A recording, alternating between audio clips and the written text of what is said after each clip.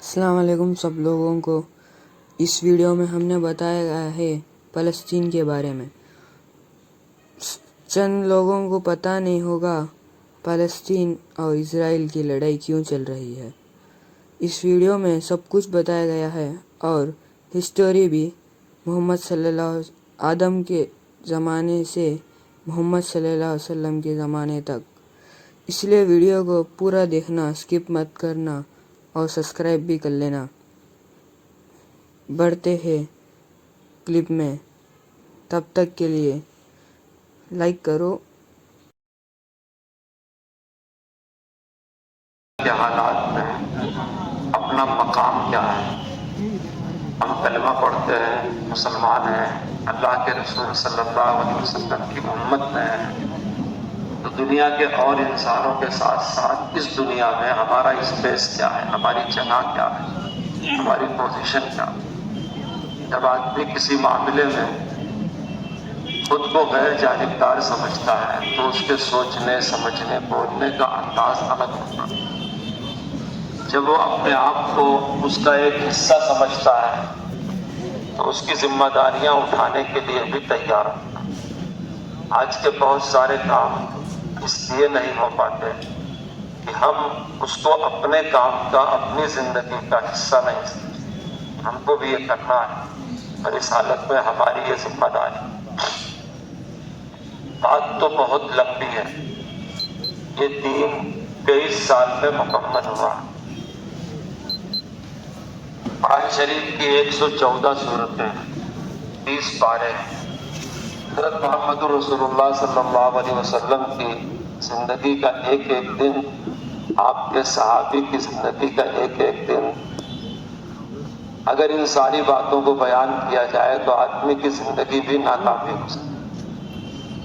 ہر چیز ضروری ہے، لیکن کسی ایک مجلس میں 23 سال کی پوری بات 1 گھنٹے، آدھی گھنٹے میں نہیں کہی جا سکتی۔ اس کا تعلق پڑھنے سے ہوتا ہے، یا جو پڑھے لکھے لوگ ہیں ان کے ساتھ رہنے سے ہوتا ہے۔ یا تو آدمی خود پڑھے، یا جو لوگ پڑھے ہوئے ہیں، جاننے والے ہیں، سمجھدار ہیں، ان کی صحبت میں ان کے ساتھ رہیں، تب اس کو اپنی ضرورت کا دین معلوم ہوتا۔ لیکن پھر بھی آسان انداز میں، مختصر میں، ہم آج کی اس دنیا کو اور دنیا میں ہونے والے ان واقعات کو اس طرح سے سمجھ سکتے ہیں۔ آپ میرے ساتھ ساتھ سنتے رہیں، غور کرتے رہیں۔ میں نے کہا تھا جوان بچے جو پڑھے لکھے ہیں کاغذ قلم لے لیں اور کچھ اپنی ڈائری میں اشارہ کرتے رہیں، تاکہ جو بات ان کے سمجھ میں نہ آئے بعد میں جاننے والوں سے پوچھ لیں۔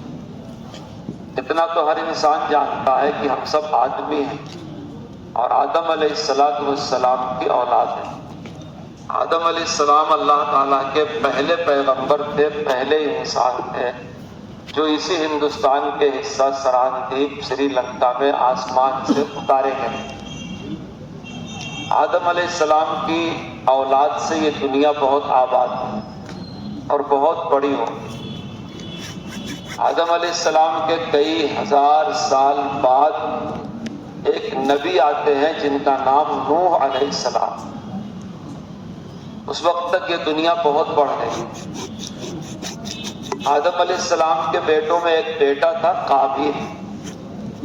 قابیل سب سے پہلا انسان تھا آدم کی اولاد میں جس نے اللہ کی نافرمانی کیا، اپنے بھائی حابیل کو قتل کیا، لوگوں کو جوڑ کر کے جنگ اور فساد کیا، اللہ کی نافرمانی کیا، ماں باپ کی حکم عدولی کیا، اپنے بھائی کی حق تلفی کیا۔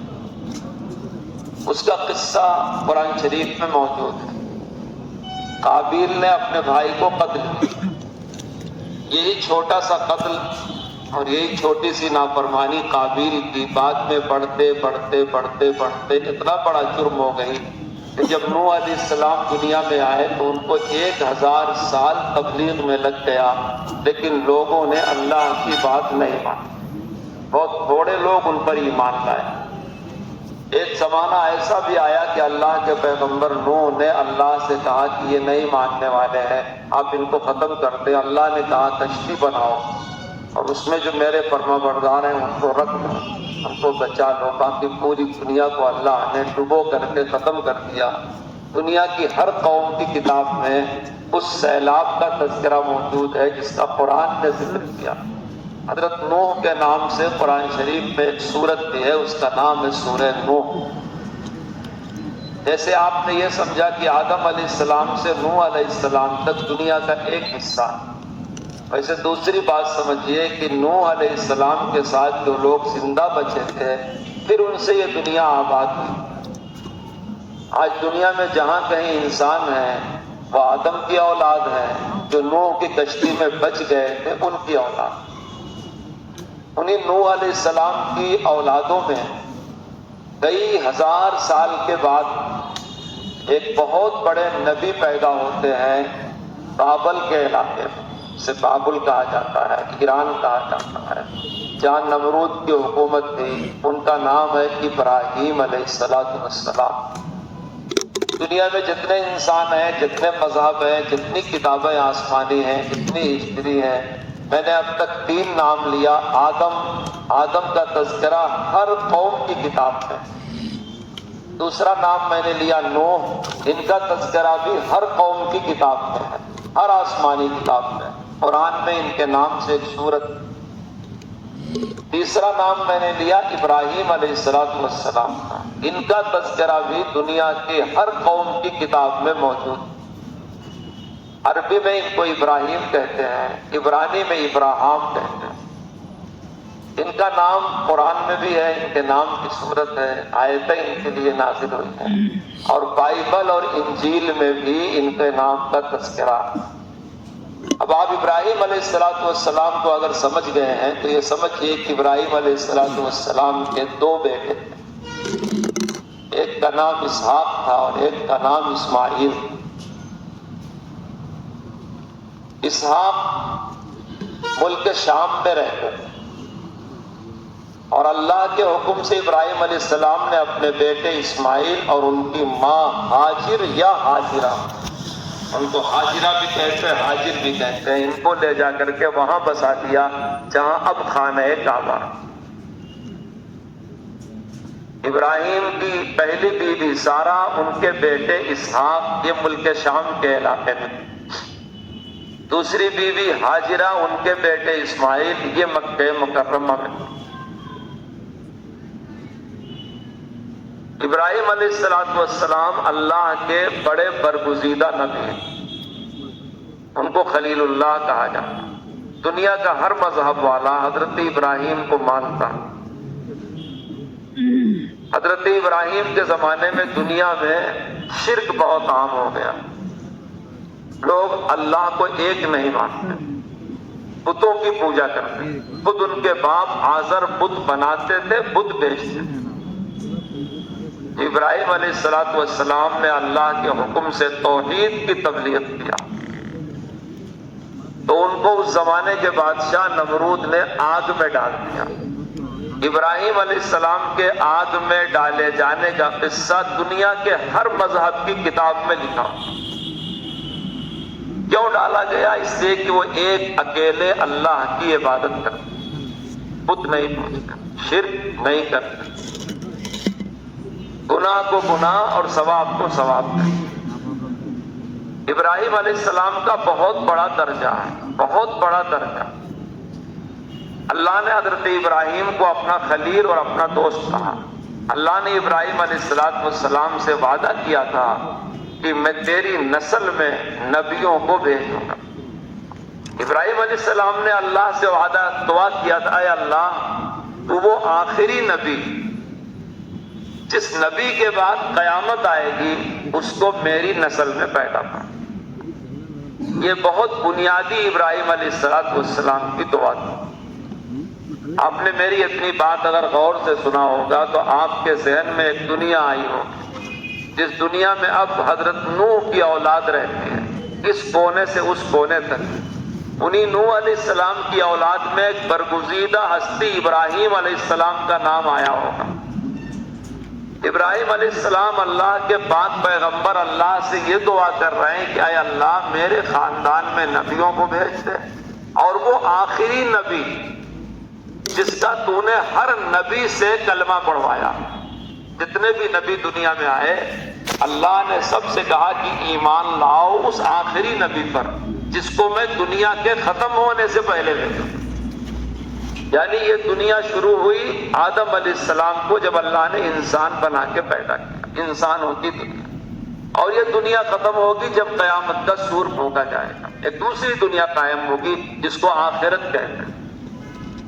اس آخرت سے پہلے ایک انسان آئے گا جو سب سے بڑا ہوگا، جس کا نام محمد ہوگا، جس پر سارے نبی ایمان لائیں گے.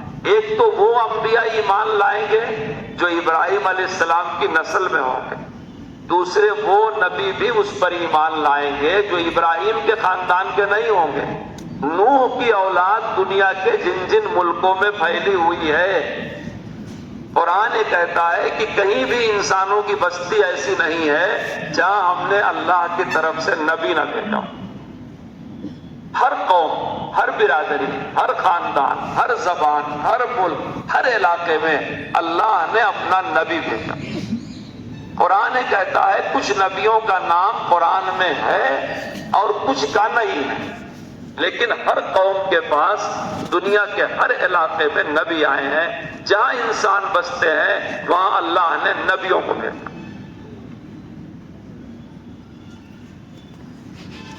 ابراہیم علیہ السلام اللہ سے دعا کر رہے ہیں کہ اللہ تعالیٰ وہ آخری نبی جو قیامت سے پہلے آئے گا تو میرے نسل میں پیدا پڑنا. اللہ نے ان کی دعا قبول کیا. ابراہیم علیہ السلام کا ایک بیٹا اسماعیل علیہ السلام مکے میں ہے اور ان کا سارا خاندان ملک شام میں. اسی ملک شام میں حضرت ابراہیم کے بیٹے اسحاق کے گھر میں ایک لڑکا پیدا ہوتا ہے جس کا نام یعقوب ہے. یعقوب بھی اللہ کے نبی ہیں، ان کا نام قرآن شریف میں ہے. تو ابراہیم اللہ کے نبی، ان کے بیٹے اسحاق اللہ کے نبی، ان کے بیٹے یعقوب اللہ کے نبی، پھر یعقوب کے بیٹے یوسف کو بھی اللہ کے نبی.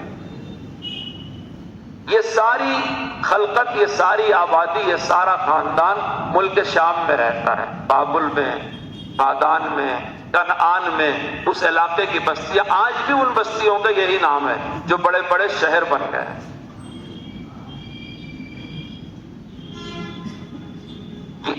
یہ قوم ترقی کرتی جاتی ہے. جو ملک شام میں حضرت ابراہیم کا خاندان ہے وہ ترقی کرتے جاتے ہیں. میں نے آپ سے کہا تھا سورہ یوسف کا معنی پڑھ کر کے آئیے. جن لوگوں نے پڑھا ہوگا انہوں نے دیکھا ہوگا کہ جب یعقوب نبی کے 12 بیٹے، اس میں حضرت یوسف علیہ السلام، ان کو ان کے بھائیوں نے کنویں میں ڈال دیا. وہی بھائی یوسف تھے. پھر ایک قافلے نے ان کو نکالا، پھر مصر لے گئے. مصر میں غلام بنا کر کے بیچے گئے حضرت یوسف. پھر جیل بھیجے گئے، پھر جیل سے نکالے گئے. پھر بادشاہ نے اپنے قریب کیا. اس وقت پورے مصر میں شرک ہوتا تھا، بتوں کی پوجا ہوتی. لیکن ایک زمانہ ایسا آیا کہ وہ بادشاہ یوسف علیہ السلام پر ایمان لے آیا. پورا مصر مسلمان ہو گیا. مصر میں قحط پڑا. اس بادشاہ نے یوسف علیہ السلام کو خزانے کی کنجیاں دے دیا. یہ اللہ کے نبی تھے. 7 سال قحط رہا، پھر 7 سال خوشحالی آئی. قحط کے زمانے میں یوسف علیہ السلام نے گیہوں اور غلہ تقسیم کیا.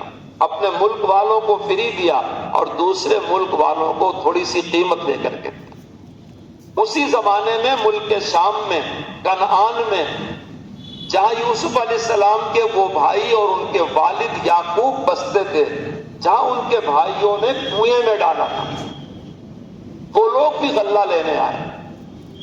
جب وہ غلہ لینے آئے، لمبی کہانی ہے، 1 بار 2 بار، یوسف علیہ السلام نے ان کو پہچان لیا کہ میرے بھائی ہیں.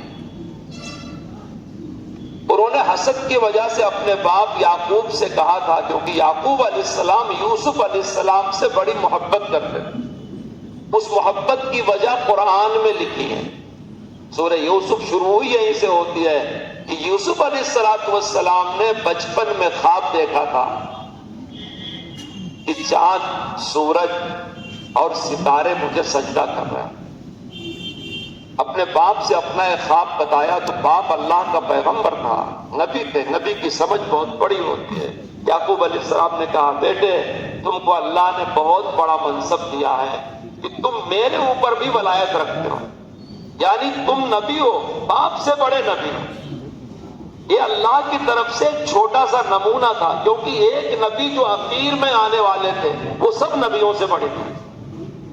جب یوسف اپنے باپ یعقوب سے بڑے نبی ہیں تو اگر محمد رسول اللہ آدم سے بھی بڑے نبی ہوں تو کوئی تعجب کی بات نہیں ہے۔ یہ خواب اور باپ کا اپنے اس بیٹے سے اتنی محبت کرنا کہ میرا یہ بیٹا نبی ہوگا اور مجھ سے بھی بڑا نبی ہوگا، ان کے دوسرے بھائیوں کو حسد کی بنیاد پر ان بھائیوں نے ہیلا حوالے کر کے ان کو کنویں میں ڈالا۔ بعد میں قافلے نے نکالا اور اس پوری کہانی کو اپنے باپ سے راز رکھا، 1-2 سال نہیں 40 سال راز رکھا۔ یہ جنہوں نے پوری سازش کیا تھا یہ 12 بھائی، جیسے آپ نے آدم کا نام یاد رکھا، نوح کا نام یاد رکھا، ابراہیم کا نام یاد رکھا، اسحاق کا نام یاد رکھا، یعقوب کا نام یاد رکھا، ویسے آپ یہ بھی یاد رکھیے کہ یہ 12 بھائی ہیں۔ ان 12 بھائیوں میں ایک بھائی کا نام یہودا ہے۔ جب 40 سال کے بعد یہ بھائی یعقوب علیہ السلام کی اولاد یوسف علیہ السلام کے سامنے حاضر ہوئے اور سارا راز فاش ہو گیا، کیونکہ جس بھائی کو کنویں میں ڈال چکے تھے، جس کی موت کی شہرت کر چکے تھے، آج وہ بھائی بادشاہ بنا ہوا بیٹھا۔ پھر جب راز کھل گیا یوسف علیہ السلام نے معاف کر اور یہ کہا کہ جا کر کے اپنے والد کو اور پورے خاندان کو مصر لے آؤ۔ یہاں یعقوب علیہ السلام، ان کے 12 بیٹے، پوتے، نواسے، پورا خاندان کنعان سے مصر آ گئے۔ یہ ابراہیم علیہ السلام کی اولاد اور ان کے کنبے کا مصر میں داخلہ تھا۔ یہ پھر مصر میں بہت دنوں تک رہے، ان میں اللہ کے نبی آتے رہے اور وہ نبی مختلف خاندانوں کی طرف تبلیغ کرتے رہے۔ مصر نبیوں کی سرزمین۔ میں بات مختصر کرتے ہوئے آپ کو بتاتا ہوں، انہی خاندان میں ایک نبی پیدا ہوئے، موسیٰ علیہ السلام۔ حضرت ابراہیم حضرت موسیٰ کے درمیان 1700 سال کا فرق، جن کر کے نکالا گیا 1642 سال کا فرق۔ موسیٰ علیہ السلام پیدا ہوئے اور موسیٰ علیہ السلام کی مصر کے قوم والوں سے جنگ ہوئی تھی۔ اور آپ نے جو سنا ہوگا کہ بہت آپ نے قصے سنے ہوں گے موسیٰ علیہ السلام کے، کہ حضرت موسیٰ علیہ السلام ایمان والوں کو لے کر کے چلے، فرعون ان کے پیچھے چلا، سمندر بیچ میں آیا، موسیٰ علیہ السلام نے اپنی چھڑی سے مارا، 12 راستے بن گئے۔ یہ 12 راستے کیوں بنے؟ یہ 12 قبیلے یہودیوں کے تھے۔ میں نے کہا یہودا نام یاد رکھیے، یہودا یعقوب کا بیٹا تھا۔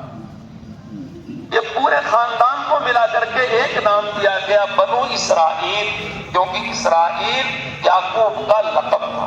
میں نے آپ سے کہا تھا آپ 15ویں پارہ میں سورہ بنی اسرائیل ہے، اس کا معنی بھی بار مشرکین فرعونی ڈوب جانے والا۔ جب یہ وہاں سے چلے مصر پار کر کے، اپنی آنکھوں سے انہوں نے اللہ کی بڑی بڑی نعمتیں دیکھا تھا کہ ان کے نبی کے لکڑی مارنے سے دریا میں راستہ بن گیا۔ انہوں نے دیکھا تھا کہ ان کے نبی کی دعا سے ان کے لیے آسمان سے من و سلوہ آ گیا۔ سب کچھ ہوا، لیکن انہوں نے اپنے نبی کی نافرمانی کی۔ موسیٰ علیہ السلام سے اللہ نے کہا کہ آپ آئیے طور پر اور ہم آپ کو ایک کتاب دیں گے، تورات، اس کتاب پر یہ قوم عمل کریں۔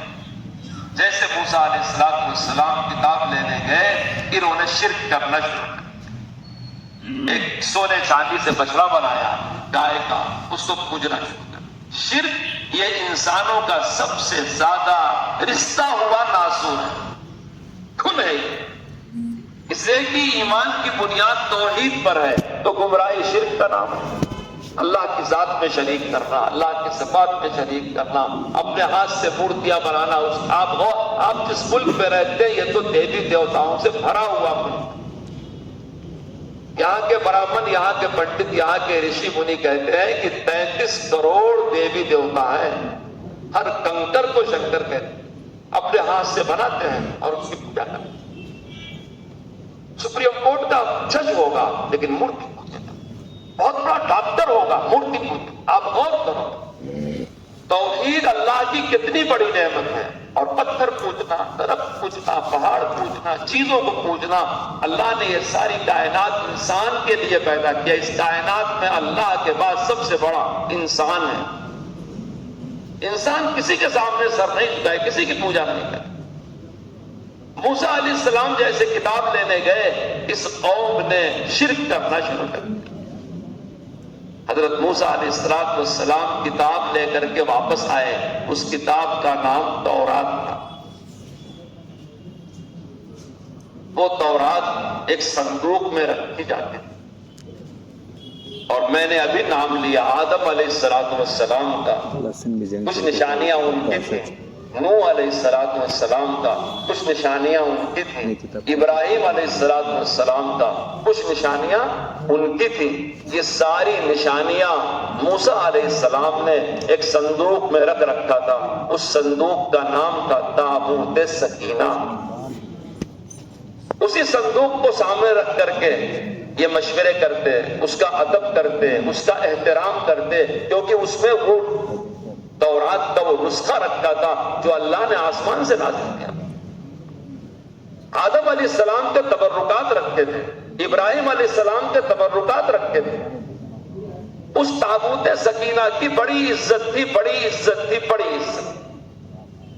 موسیٰ علیہ السلام نے اپنی قوم سے کہا، یہی جو بیت المقدس ہے، اب جہاں جنگ ہو رہی ہے، اس سرزمین کو قرآن نے کہا ہے مبارک سرزمین۔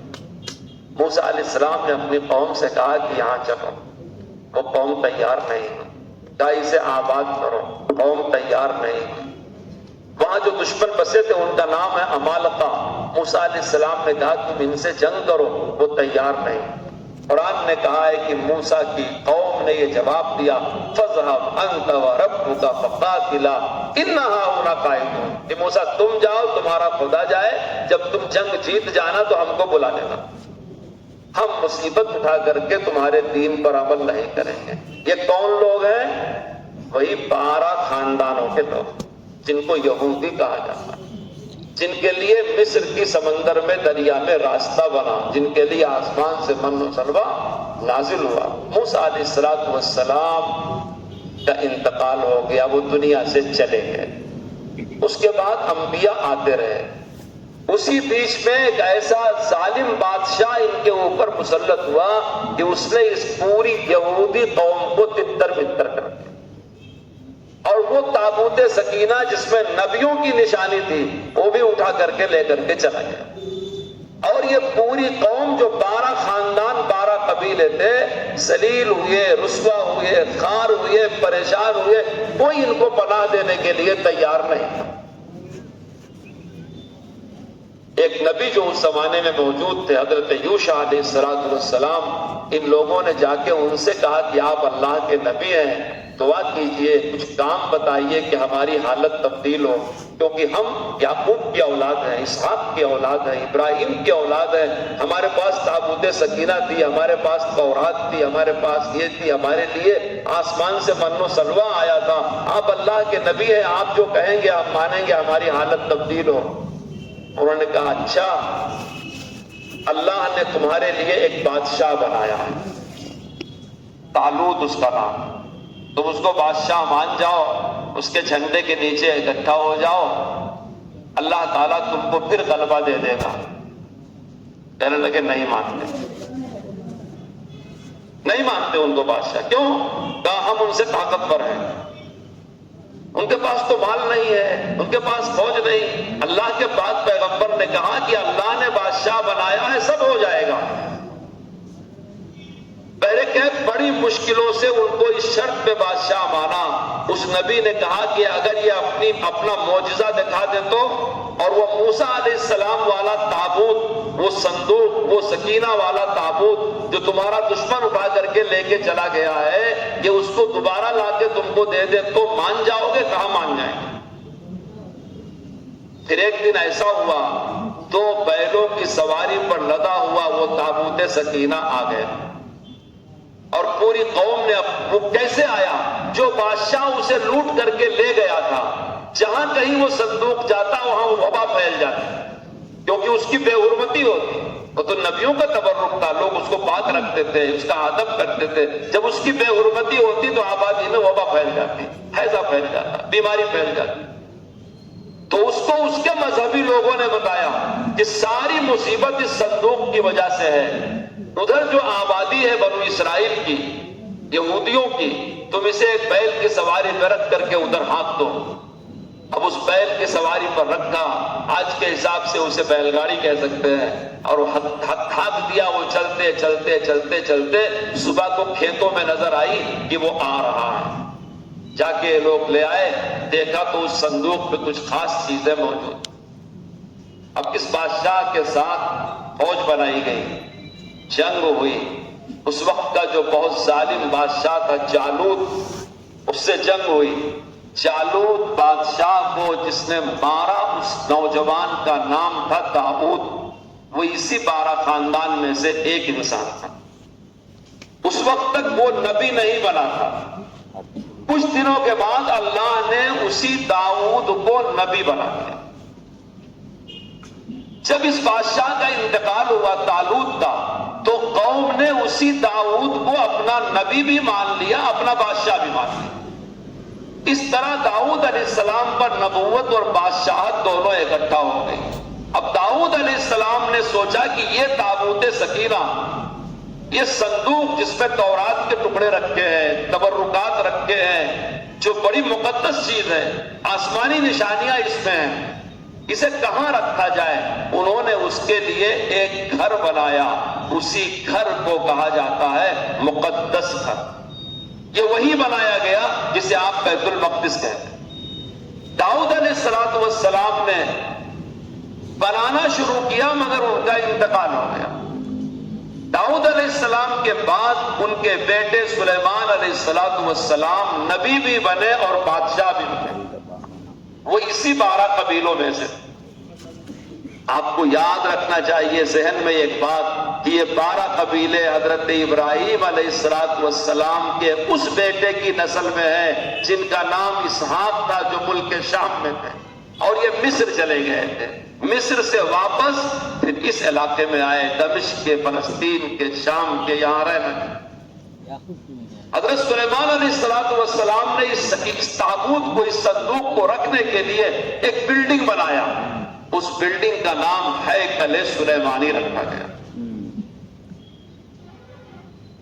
سلیمان علیہ السلام کا انتقال ہو گیا. وہ اللہ کے اتنے بڑے نبی تھے کہ پوری دنیا پہ ان کی حکومت.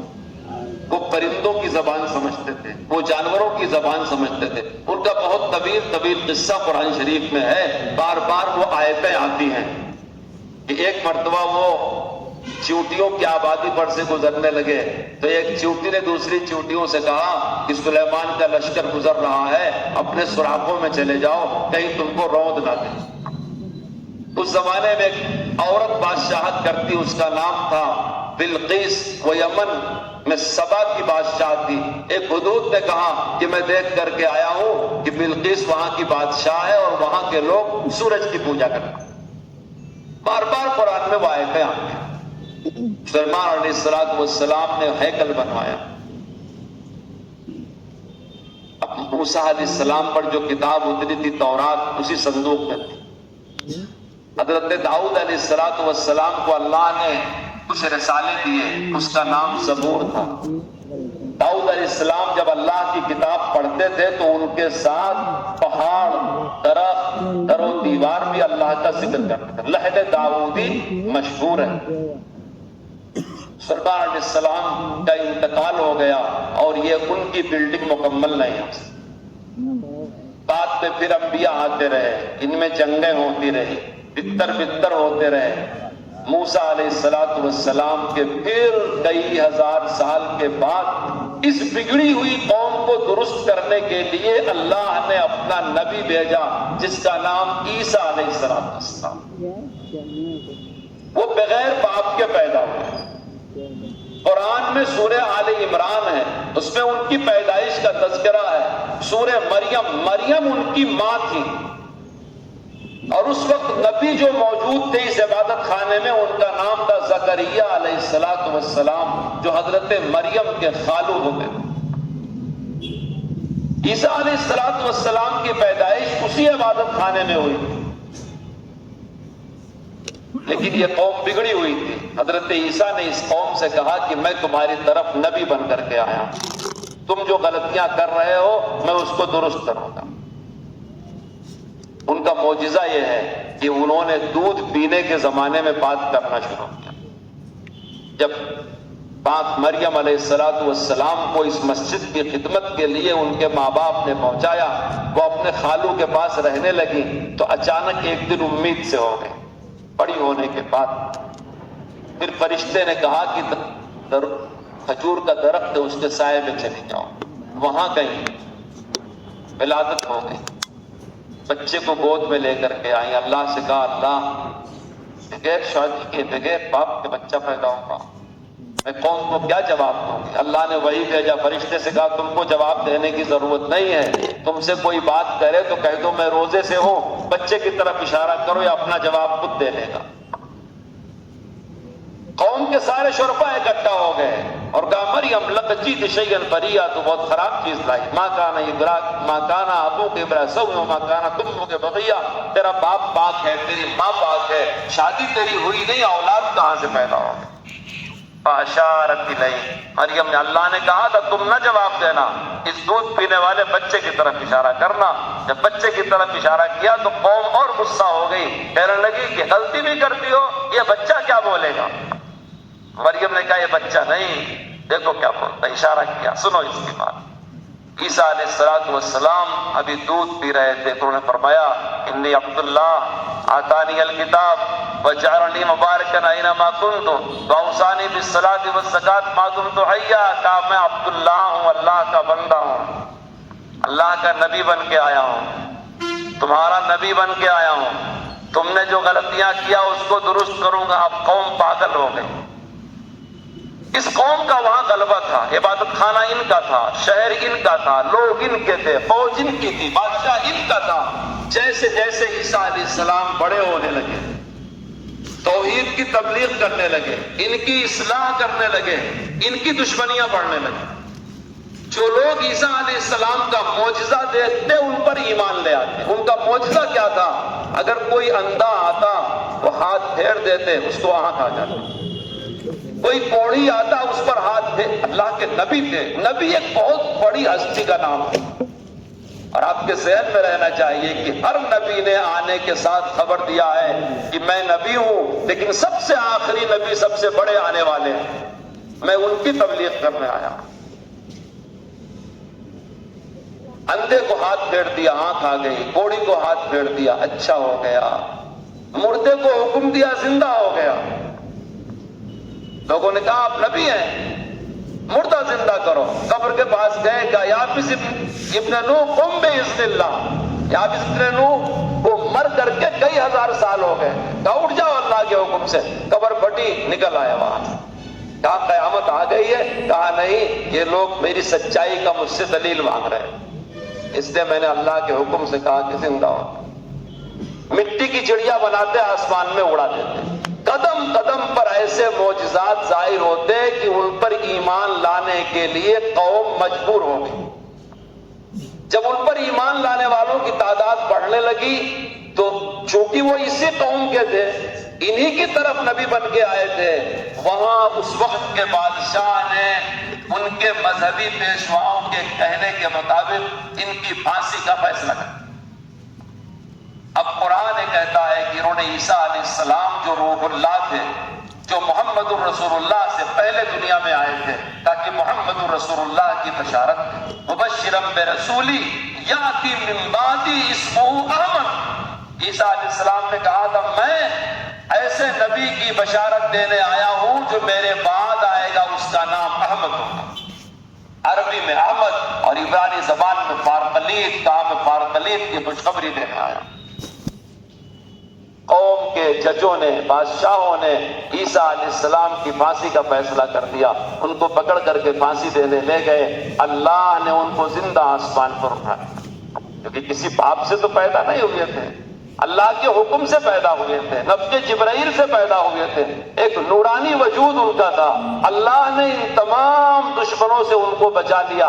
ان پر اللہ تعالیٰ نے اپنی طرف سے ایک ایسا دھوکہ ڈال دیا کہ انہوں نے دوسرے کو پکڑ کر کے پھانسی دے دیا کہ یہ عیسیٰ ہے۔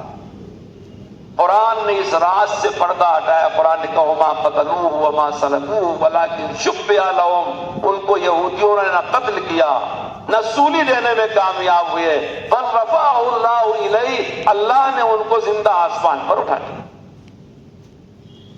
آپ نے یہاں تک میری بات غور سے سنا ہوگا، آدم سے نوح تک، نوح سے ابراہیم تک، ابراہیم سے موسیٰ تک، موسیٰ سے سلیمان تک، سلیمان کے بعد عیسیٰ علیہ السلام کے آسمان پر اٹھائے جانے تک، تو آپ کے سمجھ میں آ گیا ہوگا کہ جب عیسیٰ علیہ السلام آئے تو یہودی برادری دو حصوں میں تقسیم ہو گئی، ایک جو عیسیٰ علیہ السلام کو نبی ماننے والی تھی اور ایک جو عیسیٰ علیہ السلام کو نبی ماننے والی نہیں، جو کہتی تھی بغیر باپ کے پیدا ہوئے ہیں، معاشرے میں عیب کی چیز۔ اللہ تعالیٰ نے عیسیٰ علیہ السلام کے ماننے والوں کو غلبہ دیا۔ عیسائیوں نے عیسیٰ علیہ السلام کے منکروں سے جنگ کیا، اور اس شہر پر، جو شہر آپ دیکھ رہے ہیں بیت المقدس، اس پر عیسائیوں کی حکومت قائم ہو گئی۔ عیسیٰ علیہ السلام کے ماننے والے وہاں قائم ہو گئے۔ اس پوری کئی ہزار سال کی کہانی میں اخیر کا 600 سال ہے۔ عیسیٰ علیہ السلام کے پیدا ہونے کے 650 سال کے بعد جناب محمد الرسول اللہ صلی اللہ علیہ وسلم مکہ شریف میں پیدا۔ ایک طرف ابراہیم علیہ السلام کے بیٹے اسحاق کی نسل میں ہزاروں انبیاء آئے، کئی ہزار سال گزرے۔ دوسری طرف اسماعیل علیہ السلام کی خاندان والے مکے میں رہے، شرک کرنے لگے، بت پوجنے لگے، خانہ کعبہ کا طواف بھی کرتے، اندر لات عزا ہبل بت رکھا تھا اس کی بھی پوجا کرتے، لیکن کہتے ہم ملت ابراہیمی پر ہیں، ہمارے دادا کا نام ابراہیم تھا، ہم ابراہیم علیہ السلام کے دین پر ہیں، اور یہ گھر ابراہیم علیہ السلام نے بنایا، ہم ان کے دین پہ ہیں، ان کی اولاد ہیں۔ یہودی یہ سمجھتے تھے کہ ابراہیم علیہ السلام نے کہا ہے اے اللہ وہ آخری نبی میری اولاد میں پیدا ہو تو اسحاق کی اولاد میں پیدا ہوگا، ہمارے 12 قبیلوں میں پیدا ہوگا، سلیمان علیہ السلام کی اولاد میں پیدا ہوگا، موسیٰ علیہ السلام کی اولاد میں پیدا ہوگا، ہارون علیہ السلام، ان کے پاس تو ہزاروں نبی تھے، لیکن اللہ نے یہ نعمت اسماعیل علیہ السلام کی اولاد میں دیا، اور محمد رسول اللہ صلی اللہ علیہ وسلم حضرت اسماعیل کی خاندان میں پیدا۔ محمد رسول اللہ سے لے کر کے اسماعیل علیہ السلام تک مکے میں کوئی نبی نہیں آیا، سارے انبیاء کہیں بھی رہتے حج کرنے مکہ آتے تھے، ہر نبی، آدم علیہ السلام نے حج کیا، یونس علیہ السلام نے حج کیا، نوح علیہ السلام نے حج، کیونکہ وہ تو اللہ کا گھر ہے، لیکن کوئی نبی اسماعیل علیہ السلام کی خاندان میں محمد رسول اللہ سے پہلے پیدا نہیں، یہ آخری نبی ہے پیدا ہو۔ حضرت محمد رسول اللہ صلی اللہ علیہ وسلم جب پیدا ہوئے تو قرآن آپ کو دیا گیا، آپ نبی بنے، اور لوگوں سے یہ کہا گیا کہ یہ جتنے انبیاء کی امتیں ہیں اب دنیا 3 حصوں میں تقسیم ہو گئی۔ ایک وہ قوم جو صرف پتھر کی مورتیاں پوجتی ہے، ان کے پاس کوئی شعور نہیں، غیر تعلیم یافتہ ہے، دنیا کے مختلف ملکوں میں اسے نبی معلوم نہیں، نبوت معلوم نہیں، آسمانی کتاب معلوم نہیں، اللہ کے احکام معلوم نہیں، وحشی اور دین سے دور ہے، عقل سے دور ہے، پیدا ہو رہی ہے، کھا رہی ہے، کما رہی ہے، کھیتی باڑی کر رہی ہے، مر رہی ہے۔ ایک وہ طبقہ ہے جس کے پاس کوئی سرمایہ نہیں ہے سوائے اپنی خاندانی کہانیوں کی. ان میں راجا بادشاہ ہو رہے ہیں، جا رہے ہیں، ان کے پاس دین نام کی کوئی آسمانی چیز نہیں ہے، اگر ہے تو محفوظ نہیں رکھا. دوسری طرف ابراہیم علیہ السلام کے بیٹے اسحاق کی اولاد میں وہ لوگ ہیں جو عیسیٰ علیہ السلام کو انکار کرنے والے ہیں یا عیسیٰ علیہ السلام کو ماننے والے ہیں، یعنی ایک یہودی ایک عیسائی. اللہ نے اعلان کیا، اے محمد الرسول اللہ، ہم نے آپ کو سب کا نبی بنا کر کے بھیجا، ساری کائنات کا نبی بنا کر کے بھیجا. جو پتھر کی مورتیاں پوج رہے ہیں، جو سورج پوج رہے ہیں، جو چاند پوج رہے ہیں، جو ستارے پوج رہے ہیں، یا جو بنو اسرائیل کی نسلوں میں سے ہیں یا جو عیسائی ہیں، کہ ہم نے آپ کو سب کے لیے نبی بنا کر کے بھیجا.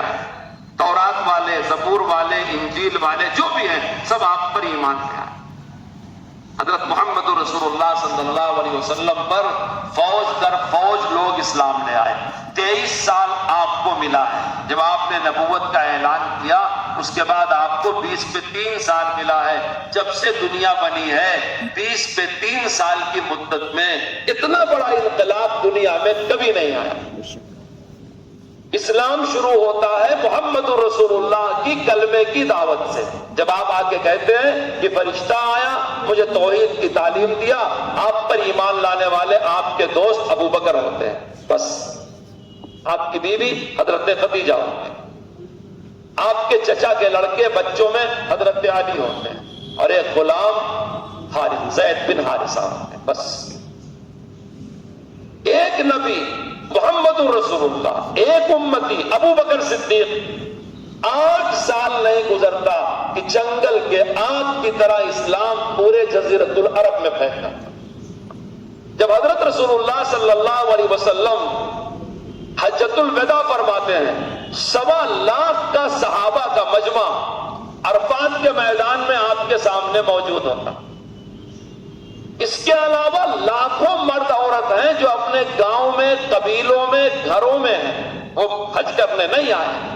آپ اس 1.25 لاکھ کے مجمع کے سامنے کہتے ہیں حل بلغت، کیا میں نے پہنچا دیا؟ مجمع نے کہا ہاں آپ نے پہنچا دیا. اللہم اشہد، اے اللہ تو گواہ رہنا، تو نے مجھے جس کام کے لیے بھیجا تھا میں نے پہنچا.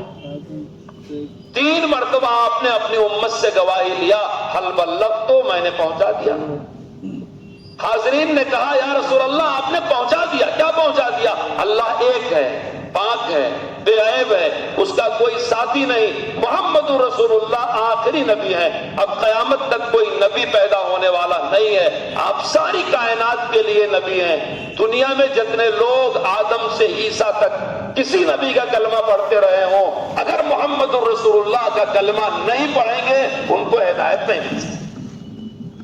اگر وہ تورات، زبور، انجیل مانتے ہیں اور قرآن نہیں مانیں گے مسلمان نہیں. مسلمان ہونے کے لیے محمد رسول اللہ کا ماننا ضروری. اسلام پھیلتا گیا، پھیلتا. حضرت رسول اللہ صلی اللہ علیہ وسلم اس دنیا سے پردہ فرما گئے. ابو بکر صدیق کا زمانہ آیا. ابو بکر صدیق رضی اللہ تعالی عنہ نے عجم کے علاقوں میں صحابہ کو بھیجا. اس میں روم اور فارس کا علاقہ. پھر حضرت عمر فاروق کا زمانہ آیا. حضرت عمر فاروق نے مسلمان کو، صحابہ کو، تابعین کو وہاں بھیجا جہاں اب بیت المقدس، اسے کہتے ہیں قدس، اسے کہتے ہیں بیت المقدس. بیت المقدس ایک مسجد نہیں ہے، ایک شہر کا نام، پورا ایک شہر ہے، شہر القدس. تمام آسمانی کتابوں میں اس کا تذکرہ. حضرت رسول اللہ صلی اللہ علیہ وسلم جب معراج میں تشریف لے گئے تو آپ کو یہاں اتارا گیا براق سے، اور آپ نے یہاں امام بن کے نماز پڑھایا تو 1.25 لاکھ نبیوں نے آپ کے پیچھے نماز پڑھی. اس کا تذکرہ تورات میں، زبور میں، انجیل میں، آسمانی کتابوں میں ہے. قرآن کہتا ہے کہ محمد الرسول اللہ کا تذکرہ تورات، زبور، انجیل میں اتنی کثرت سے ہے کہ یہ یہودی اور عیسائی رسول اللہ کو ایسے پہچانتے ہیں جیسے باپ اپنے بیٹے کو پہچانتا. یعرفونہ کما یعرفون ابناءہم، جیسے اپنی اولاد کو پہچانتا ہے باپ، اتنی کثرت سے تذکرہ ہے محمد رسول اللہ کا کہ ان کو پہچانتا. چھوٹا سا ایک قصہ سناتا ہوں کہ کتنی علامتیں تھیں. مسافر آیا مدینے میں، کہیں کھانا نہیں ملا. حضرت انس رضی اللہ تعالیٰ عنہ حضرت فاطمہ کے گھر لے گئے اس کو اور کہا مدینے میں کہیں کھانا نہیں ملا، یہ مہمان ہے، آپ کھانا کھلا دیں. حضرت فاطمہ نے کہا تھوڑا انتظار کرو. حضرت انس کو اپنی چادر دیا، جاؤ یہ چادر بیچ کر کے آؤ اور اس چادر کا جو پیسہ ہے اس کا غلہ لے کر کے آؤ. آٹا، اس زمانے کے آٹا، گھی، گیہوں، کھجور لے آؤ، میں کھانا تیار ہوں. وہاں مدینے میں مہاجن یہودی ہوا کرتے تھے، ان کی پرچون کی بقالے کی دکانیں ہوا کرتی. یہ شام کی چادر تھی، اچھی قیمتی. اس زمانے میں کپڑا تول کے بکتا. جب لے گئے تو یہودی چادر تول رہا اور رو رہا، چادر تول رہا اور رو رہا. انہوں نے کہا میں نے تم سے کوئی ضد تو نہیں کیا، کتنا پیسہ دینا ہے؟ جو مناسب ریٹ لگتا ہو چادر دے لو، ریٹ دے دو، اس میں اتنا گیہوں، اتنا گھی، اتنی کھجور، اتنا سامان دے، جو پیسہ بچتا ہے مجھے دے دو، نہیں بچتا ختم کرو، رو کیوں رہے ہو؟ اس نے چادر تولا، حساب کیا، ان کو غلہ دیا. بعد میں کہا کہ ہماری کتابوں میں لکھا ہے کہ آخری نبی جو مدینے آئیں گے ان کی بیٹی کی چادر ایک مہمان کے لیے ایک یہودی کے ہاتھ بکے گی. میں نے یہ تو پڑھا تھا کتابوں میں، مجھے یہ نہیں پتا تھا کہ بد نصیب یہودی میں ہی ہوں گا جو ان کے بیٹی کی چادر خریدوں گا، ان کی بیٹی مہمان کے لیے اپنی چادر بیچے. حضرت سلمان فارسی کو ان کے کسی مسیحی، کسی عیسائی آقا نے بتایا تھا کہ آخری نبی ان کھجوروں کے جھرمٹ میں آئیں گے اور ان کی پیٹھ پر ایک نشانی ہو. وہ ہدیہ کا مال کھائیں گے، صدقے کا مال نہیں کھائیں گے. جب رسول اللہ مدینے آئے، سلمان فارسی لے کر کے آئے، یہ صدقہ ہے، آپ نے دوسروں کو بانٹا. پھر لے کے آئے، یہ ہدیہ ہے، آپ نے کھایا، دوسروں کو بانٹا. ایک دن آپ بیٹھے تھے، سلمان فارسی دائیں بائیں سے جھانک رہے ہیں. رسول اللہ نے فرمایا سلمان کیا دیکھنا چاہے تو یہ لے دیکھ لو. آپ نے اپنا جبہ ہٹایا تو آپ کی پشت پر سرخ سا جیسے کبوتر کا انڈا ہوتا ہے اتنا بڑا نشان تھا، اسے ختم نبوت کی مار پڑا. سلمان فارسی نے دیکھا اور وہ مسلمان ہو گئے. کہا مجھے میرے آقا نے بتایا تھا کہ آخری نبی ان کھجوروں کے جھرمٹ میں آئیں گے، ان کی یہ نشانی. قدم قدم پر یہودیوں اور عیسائیوں کے پاس محمد رسول اللہ کی نشانیاں موجود تھیں. اتنا زیادہ وہ ان کو پہچانتے تھے جیسے اپنی اولاد کو پہچان. جب حضرت عمر رضی اللہ تعالی عنہ نے بھیجا ابو عبیدہ ابن الجراح کو سپہ سالار بنا کر کے بیت المقدس فتح کرنے کے لیے، جہاں سے رسول اللہ کو معراج ہوئی تھی، انہوں نے محاصرہ کیا. عیسائیوں کی حکومت تھی. عیسائیوں نے مشورہ کیا، کہا یہ وہی آخری نبی ہیں اور ہماری کتابوں میں لکھا ہوا ہے کہ آخری نبی کا خلیفہ جب آئے تو اس کی چابیاں اس کو دیں. انہوں نے اپنی کتاب کھولا، ابو عبیدہ ابن الجراح کو بلایا. ان کی زبان عبرانی تھی، ان کی زبان عربی. دیکھا تو حلیہ میچ نہیں ہوا. ان کا قد، ان کی آنکھیں، ان کا طریقہ، ان کا لباس میچ نہیں. کہا اور لڑو. پھر کچھ دن محاصرہ رہا. ابو عبیدہ ابن الجراح نے ترجمان سے پوچھا بات کیا، یہ کیا ملانا چاہتے ہیں؟ کہا یہ ملانا یہ چاہتے ہیں کہ ان کی کتابوں میں نشانی لکھی ہوئی، اگر وہ نشانی آپ پر فٹ آتی تو یہ چابی آپ کے حوالے کر دیتے، آپ سے لڑتے نہیں. کیونکہ ان کی کتاب میں لکھا ہوا ہے کہ آخری نبی کا خلیفہ جب آئے تو اس سے لڑنا نہیں، چابیاں اس کے حوالے کر دیتے، یہ اس کی امانت ہے. ابو عبیدہ ابن الجراح نے کہا کہ اس نبی کا خلیفہ تو مدینے میں ہے، میں تو ایک فوج کا سپہ سالار ہوں، میں ایک ادنا سپاہی ہوں. اصل خلیفہ حضرت عمر ہے اور وہ تو مدینے میں ہے. تو سب نے کہا ان کو بلاؤ. انہوں نے خط لکھا حضرت عمر سے کہا کہ آپ تشریف لے آئے، کیونکہ ان کی آسمانی کتابوں میں لکھا ہے کہ اگر وہ خلیفہ آئے تو چابیاں دے دو، اس سے لڑائی نہ. حضرت عمر رضی اللہ تعالیٰ عنہ نے صحابہ سے مشورہ کیا. 1 مہینے کا سفر تھا اونٹ کے اونٹ سے، 1 مہینے کا سفر مدینے سے فلسطین کا تھا. صحابہ نے کہا آپ کو جانا چاہیے. حضرت عمر رضی اللہ تعالیٰ عنہ نے ایک غلام کو لیا اور چل پڑے. راستے میں غلام سے باری لگایا کہ ایک منزل تم اونٹ پر بیٹھنا، میں نکیل پکڑ کے چلوں گا، اور ایک منزل میں بیٹھوں گا، تم نکیل پکڑ کے چلو۔ جب بیت المقدس کے داخلے کا وقت آیا، قریب کا ایک نالا تھا، اس سے گزرے، ایک یہودی ایک عیسائی راہب آسمانی کتاب لیے بیٹھا تھا، اس نے پڑھ رکھا تھا اپنی کتاب میں کہ آخری نبی کا خلیفہ جب اس نالے پر سے گزرے گا تو وہ پیدل ہوگا، اس کا غلام سوار ہوگا۔ دیکھا، اس نے پوچھا، کہا یہ کون ہے؟ لوگوں نے بتایا یہ جو سامنے چل رہے ہیں یہ عمر بن خطاب ہے۔ وہ کون ہے؟ کہا انہی کا غلام ہے۔ کیوں ایسے جا رہے ہیں؟ کیا یہ ان کا انصاف ہے؟ آگے گئے، جب محل کے قریب پہنچے جہاں فوج رہتی تھی، ان کی کتابوں میں لکھا ہوا تھا کہ جب وہ خلیفہ یہاں آئے گا تو اس کے بال بکھرے ہوئے ہوں، چہرہ زرد ہوگا، دھوپ اور گرد سے اس کی حالت خراب ہوگی، اس کے بدن میں جو کپڑا ہوگا اس پر پیبند لگا ہوگا، چادر کی لنگی پہنے ہوئے ہو۔ ملایا، ساری نشانیاں برابر، چابی حوالے کر۔ جب خطبہ دینے حضرت عمر کھڑے ہوئے تو دونوں موڑوں کے بیچ میں 17 پیبند، چابی حوالے کر۔ حضرت عمر رضی اللہ تعالیٰ عنہ سے عیسائیوں نے اس شہر کی چابی دیتے ہوئے کہا کہ ہم نے یہودیوں سے یہ شہر چھینا ہے، یہودی بہت ظالم تھے، آپ یہودیوں کو یہاں داخل ہونے کی اجازت نہ دیجیے۔ حضرت عمر نے کہا اسلام کی نگاہ میں سب انسان برابر ہیں، اس لیے میں کسی کو اس شہر میں داخل ہونے سے منع نہیں کرتا، ہر انسان آ سکتا ہے، شہر میں رہ سکتا ہے، دیکھ سکتا ہے، لیکن امن و امان کی پابندی کر رہا ہوں۔ حضرت عمر رضی اللہ تعالیٰ عنہ کے بعد بنو امیہ نے وہاں بڑی تعمیر کیا، مسجدیں بنائی، وہاں اس زمانے کے گرجا اور چرچ بھی ہیں۔ حضرت عمر رضی اللہ تعالیٰ عنہ کے 400 سال بعد ایک موقع ایسا بھی آیا کہ مسجد اقصی بیت المقدس عیسائیوں نے پھر چھین لیا۔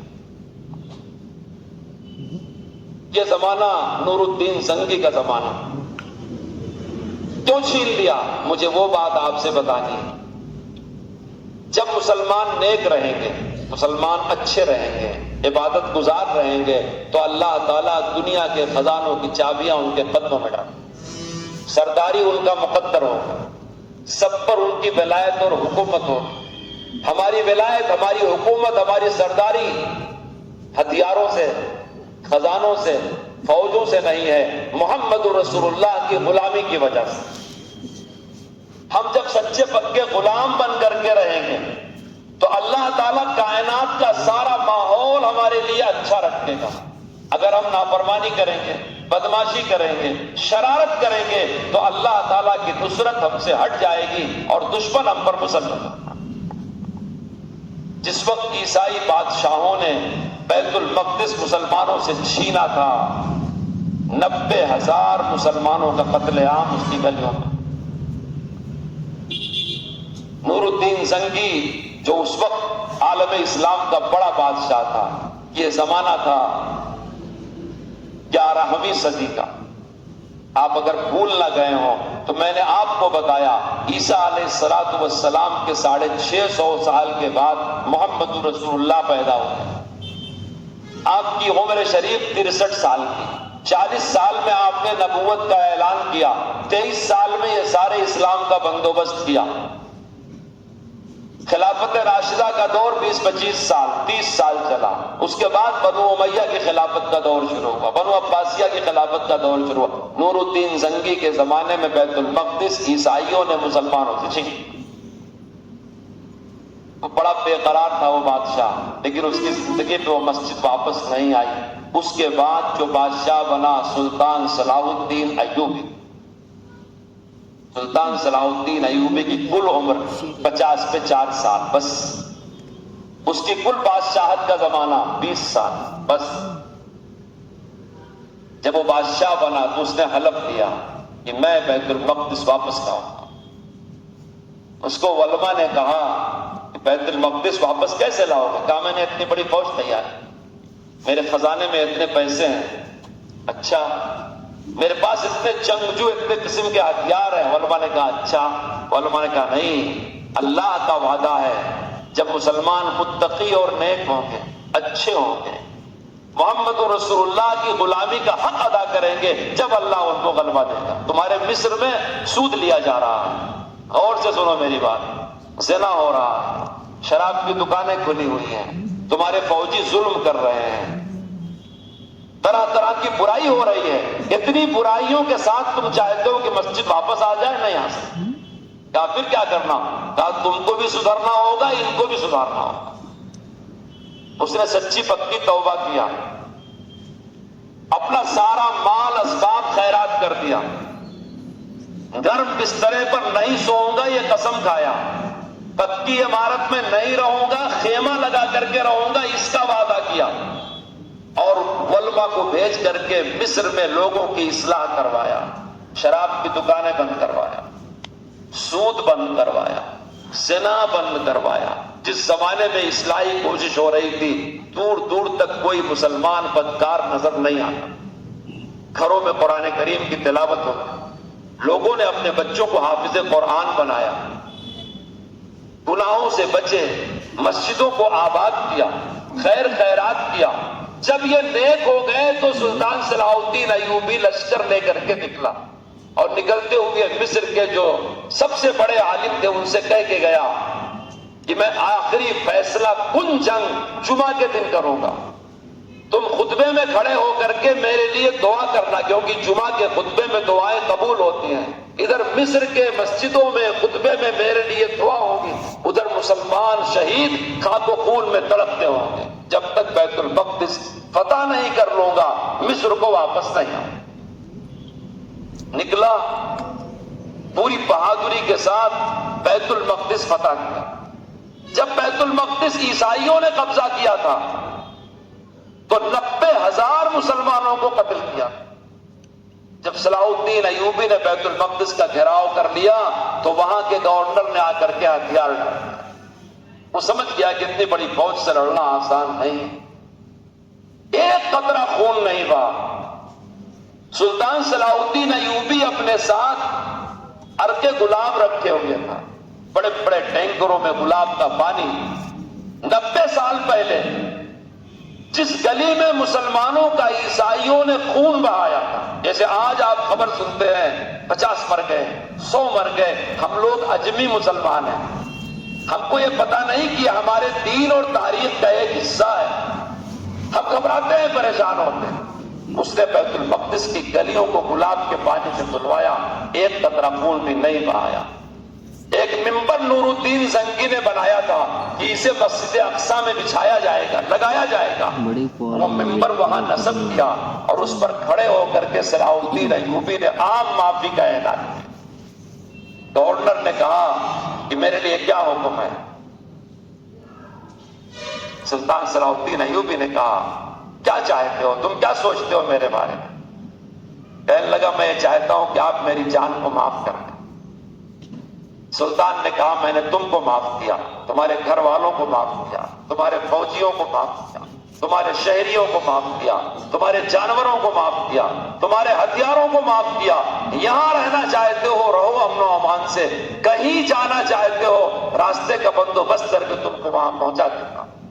اس نے کہا لیکن آج کے 70 سال پہلے جب ہم نے اس شہر پہ قبضہ کیا تھا تو ہم نے ایک مسلمان کو زندہ نہیں چھوڑا تھا۔ صلاح الدین ایوبی نے کہا صحیح ہے، ہم کو ہمارے آقا محمد رسول اللہ نے یہی سکھایا ہے کہ قابو ملنے کے بعد دشمن کو معاف کر دیا۔ وہ تمہارا کیریکٹر تھا، یہ ہمارا کیریکٹر ہے، ہمارے آقا نے معاف کیا، ہم بھی تم کو معاف کرتے ہیں، جہاں جانا چاہو چلے جاؤ۔ میرے دوستو اس وقت سے یعنی عیسوی کے حساب سے 1199 تک سلطان صلاح الدین ایوبی کا انتقال 1196 عیسوی میں ہوا۔ اس نے انتقال سے پہلے ہی پوری دولت بانٹ دیا تھا، اس بادشاہ پر کبھی زکوٰۃ فرض نہیں ہوئی۔ جب اس کا انتقال ہوا تو مسجد کے امام نے اعلان کیا، دمشق میں دفن کیا گیا ہے بادشاہ۔ دمشق کی جامع مسجد کے امام نے اعلان کیا ہے لوگوں تمہارا بادشاہ مر گیا ہے، چندہ دو اس کا کفن دینا۔ یہ ہے بہادری۔ مسلمانوں کی بہادری مال سے نہیں ہے، دولت سے نہیں ہے، ہتھیار سے نہیں ہے. نمازیوں نے چندہ دیا تب اس بادشاہ کا کفن خریدا گیا جس کے ہاتھ پہ اللہ نے بیت المقدس بنایا. اس وقت سے لے کر کے 1948 تک بیت المقدس اس امت کے ہاتھ میں رہا. ترک خلافت آئی، ترکوں نے اپنے خون جگر سے بیت المقدس کو سینچا اور آباد کیا. دوسری جنگ عظیم کے بعد ہٹلر نے جب قتل کیا تھا یہودیوں کا، اسے ہولوکاسٹ کہتے ہیں، 80 لاکھ یہودی جرمنی میں تھے، 60 لاکھ یہودیوں کو نازی تحریک والوں نے، ہٹلر نے قتل کیا تھا. اس وقت ان یہودیوں کو مسلمانوں نے بلا کے بسایا. ان کو اس لیے فلسطین کے مسلمانوں نے بلایا کہ تمہارے نبیوں کی یہ جگہ ہے. تابوت سکینہ یہاں رکھی گئی تھی، عیسیٰ علیہ السلام یہاں پیدا ہوئے تھے، موسیٰ علیہ السلام یہاں آئے تھے، سلیمان علیہ السلام نے پوری دنیا پہ حکومت یہاں سے کیا تھا، داؤد علیہ السلام یہاں. تم آؤ اور یہاں رہو، تم کو ہٹلر قتل کر رہا ہے، ذبح کر رہا ہے، ہم تم کو پناہ دیں. دمشق میں بسایا تھا، شام میں بسایا تھا، فلسطین میں بسایا تھا، مصر میں بسایا. فرانس نے، برطانیہ نے، جرمنی نے 1948 میں اقوام متحدہ میں ایک ریزولوشن منظور کیا. وہ ریزولوشن منظور کر کے یہ طے کیا کہ ان کو ایسے نہیں بسایا جائے گا بلکہ ان کو ایک ملک دے دیا جائے. اور اسی فلسطین کو 2 ٹکڑے میں بانٹ کر کے ایک ٹکڑے کا بڑا حصہ ان یہودیوں کو دے دیا گیا. اسے صہیونی کہا جاتا ہے، اسرائیل کہا جاتا ہے، یہودی کہا جاتا ہے. یہودی کیوں کہا جاتا ہے؟ یعقوب علیہ السلام کے 12 بچوں میں ایک کا نام یہودا تھا. اسرائیل کیوں کہا جا رہا ہے؟ یعقوب علیہ السلام کا لقب اسرائیل تھا. صہیونی کیوں کہا جا رہا ہے؟ ان کی خاندان صہیونیت کہلاتی ہے کہ یہ صہیونی ہے، اس خاندان کا نام. ان کو زائنسٹ کیوں کہا جاتا ہے؟ کیونکہ یہ اپنے علاوہ کسی کو برداشت نہیں کرتے.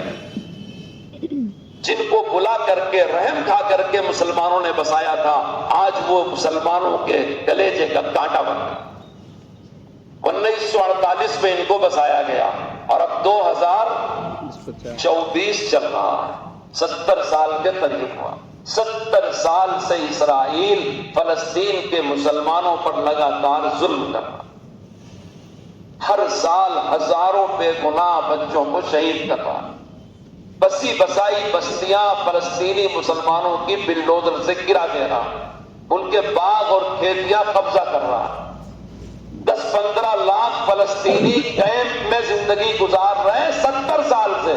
اسی میں پیدا ہوئے، اسی میں ان کا انتقال. یاسر عرفات کا نام آپ نے سنا ہوگا. یاسر عرفات کو 1990 میں اقوام متحدہ میں بلایا گیا تھا. یاسر عرفات نے وہاں تقریر کیا اور یہ کہا کہ اے دنیا والوں، میں زیتون کے درخت کی شاخ لایا ہوں اور پستول بھی لایا ہوں. اگر آپ لوگ میرا ساتھ دیں، میں یہ درخت کی شاخ لگاؤں گا جس سے امن و امان قائم ہوگا. اگر آپ انصاف کا ساتھ نہیں دیں گے تو یہ گولیاں چلیں گی، کوئی بھی جنگ کو روک نہیں سکتا. اس وقت بھی ان لوگوں نے وعدہ کیا تھا کہ ہم آپ کو ہتھیار اٹھانے پر مجبور نہیں کریں گے، ہم آپ کو شاخ لگانے کی اجازت دیں گے کہ آپ امن و امان کے ساتھ یہودی مملکت بھی قائم ہو جائے اور فلسطینی ملک بھی قائم.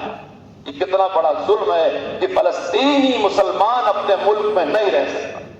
جس کو بلا کر کے پناہ دی گئی تھی ہٹلر کے ظلم سے بچانے کے لیے، آج فرانس، امریکہ، برطانیہ ان کی مستقل مدد کر رہے ہیں، ان کو ہتھیار دے رہے ہیں اور وہ ان نہتے فلسطینی مسلمانوں کو مار رہے ہیں. پچھلے دنوں 7 اکتوبر کو جو حملہ ہوا، پوری دنیا ہمیشہ سے فلسطین کے مظلوم مسلمانوں کے ساتھ، ہمارا ہندوستان بھی فلسطین کے مظلوم مسلمانوں کے ساتھ ہے. میں نے یاسر عرفات کا نام لیا. یاسر عرفات کو 1980 پر 8 میں جواہر لال نہرو ایوارڈ دیا گیا. ان کا ہندوستان سے بہترین رشتہ تھا. جب وہ ہندوستان آتے تھے تو ان کو ایک صدر کا اعزاز دیا جاتا. ہمیشہ ہندوستان نے فلسطین کا ساتھ دیا. کیوں؟ ہمارا ملک بھی 200 سال برطانیہ کی غلامی جھیل چکا. جیسے برطانیہ ہزاروں میل سے دور یہاں آیا تھا کاروبار کرنے، تجارت کرنے، اس نے پورے ملک کو قبضہ کر کے کے ہندوستانیوں کو غلام بنا لیا اور ہندوستانیوں نے جنگ آزادی لڑی. ہر مجاہد آزادی کو برطانیہ نے ٹیررسٹ کہا تھا. یہی درد فلسطینیوں کا بھی ہے کہ جرمنی سے جب یہودی نکالے گئے تو وہاں کے مسلمانوں نے ان کو بسایا. آج وہ مسلمانوں کی زمین چھین رہے ہیں اور اپنی زمین بچانے والوں کو ٹیررسٹ کہہ رہے ہیں. جب 7 اکتوبر کو حماس کے نوجوانوں نے، مظلوم فلسطینیوں نے اسرائیل پر حملہ کیا، دنیا تو ہمیشہ طاقت کے ساتھ کھڑی ہوتی ہے. دنیا یہ دیکھتی ہے کہ امریکہ، برطانیہ، فرانس یہ بڑے آقا ہیں اور یہ اسرائیل کا ساتھ دے رہے ہیں. تو ہمارے ملک میں بھی لوگوں نے، میڈیا والوں نے ان کو ٹیررسٹ کہنا شروع کر دیا، آتنکی سنگٹھن کہنا شروع کر دیا. حضرت مولانا ارشد صاحب دامت برکاتہم نے 13 اکتوبر کو ورکنگ کمیٹی بلائی اور سب سے پہلی آواز ہندوستان سے اٹھی مولانا ارشد مدنی دامت برکاتہم کی، جنہوں نے فلسطین کے مظلوم مسلمانوں کا سپورٹ کیا اور کہا ان کا اسرائیل پر حملہ یہ ٹیررزم نہیں ہے بلکہ اپنے حق کے حصول کے لیے. یہ جنگ آزادی ہے فلسطین کی. فلسطین آزاد ہونا چاہیے. لاکھوں فلسطینی کیمپوں میں کیوں رہ رہے ہیں؟ ریفیوجی کیوں بنے ہوئے ہیں؟ اپنا ملک کیوں چھوڑ کے دوسرے ملک میں پناہ لیے ہوئے ہیں؟ ہر ملک والے کو اپنے ملک میں رہنے کا حق ہے، تو کیا فلسطین والوں کو فلسطین میں رہنے کا حق نہیں ہے؟ جب یہ شہر مقدس ہے، یہ شہر محمد رسول اللہ کی امت کا حق ہے. ہم نے جنگ سے نہیں، حضرت عمر کے زمانے میں امن سے اس شہر کو لیا، صلاح الدین ایوبی کے زمانے میں امن سے اس شہر کو لیا، اور اس شہر میں ہم سب کو آنے کی اجازت دیتے ہیں، کسی کی حق تلفی نہیں کرتے. تو آج مسلمانوں کے نماز، روزہ، عید اور جمعہ کو یہاں مشکل کیوں بنایا تھا؟ اس کے بعد دنیا کی فضا بدلی، لیکن وہاں جنگ چل رہی. جیسے آپ نے اب تک میری اتنی بات سنا، تھوڑی سی آخری بات اور سن لیں تو آپ کا تقریباً سارا سوچنے کا انداز صحیح ہو جائے. ہماری تمام کتابوں میں اور قرآن کی آیتوں میں بڑے بڑے جنگوں کا تذکرہ، قیامت کے قریب ہونے والے واقعات کا تذکرہ. اس کو حدیث شریف کی کتابوں میں ابواب الفتن کہا جاتا، ابواب الملاحم کہا جاتا، یعنی جنگیں ہوں گی قیامت کے قریب، جنگیں ہوں گی قیامت کے قریب، فتنے ہوں گے. روزانہ دنیا قیامت سے قریب ہوتی چلی جائے. جب دنیا ختم ہونے والی ہوگی تو کیا ہوگا؟ حضرت رسول اللہ صلی اللہ علیہ وسلم نے فرمایا کہ ایک شخص پیدا ہوگا مدینے میں، میری امت میں، میرے خاندان میں، میرے باپ کا نام اس کے باپ کا نام ہوگا. اللہ کے رسول صلی اللہ علیہ وسلم کے والد کا نام عبداللہ تھا، میری ماں کا نام اس کی ماں کا نام ہوگا، آپ کی ماں کا نام آمینہ تھا. آپ نے فرمایا وہ اس امت کا آخری خلیفہ ہوگا. مدینے میں پیدا ہوگا، ہجرت کر کے مکہ آئے گا. دنیا ختم ہونے سے پہلے حج کے زمانے میں حاجیوں میں جنگ ہوگی، مینا میں جنگ ہوگی. یہ قیامت کیا رہا؟ اس وقت لوگ کسی ایک ایسے سردار کو تلاش کریں گے جس کے ساتھ لگ کر کے بگڑے ہوئے کام کی اصلاح کریں گے. اللہ کے رسول نے دعا فرمائی، اے اللہ کوئی ایسی وبا میری امت پر نہ آئے کہ پوری امت ختم ہو جائے. جیسے پہلی امتیں ختم ہو، اللہ نے قبول کر دیا. آپ نے دوسری دعا فرمائی، یا اللہ کوئی ایسا ظالم بادشاہ نہ مسلط فرما جو میری پوری امت کو ختم کر دے. آپ اللہ نے وہ دعا بھی قبول. اس لیے مسلمان ختم نہیں ہوگا. نہ کوئی وبا دنیا میں ایسی آئے گی جو مسلمانوں کو ختم کر دے، سایہ اور نہیں پہنا. نہ کوئی ظالم بادشاہ ایسا مسلط ہو سکتا جو پوری دنیا سے مسلمانوں کو ختم. اللہ کے رسول صلی اللہ علیہ وسلم نے تیسری دعا بتائی ہے، اللہ تعالیٰ میری امت پہ فتنے نہ ہو، فتنے نہ ہو. اللہ نے یہ دعا نہیں کی، اس لیے فتنے ہوں گے. وہ فتنے چھوٹے بھی ہوں گے، بڑے بھی ہوں گے، دور بھی ہوں گے، نزدیک بھی ہوں گے، گھر کے بھی ہوں گے، باہر کے بھی ہوں گے. ان فتنوں میں ثابت قدم وہ رہے گا جو رسول اللہ کے طریقے پر ہے. اس لیے ہر بگڑے ہوئے حالات میں معلوم کرو اللہ کی رضامندی کیا ہے، رسول اللہ کی رضامندی کیا، حکم اللہ رسول. تو اس وقت جب مینا میں جنگ ہوگی اور فتنہ ہوگا تو لوگ ایک انسان کے تلاش میں ہوں گے جو اصلاح کرنا،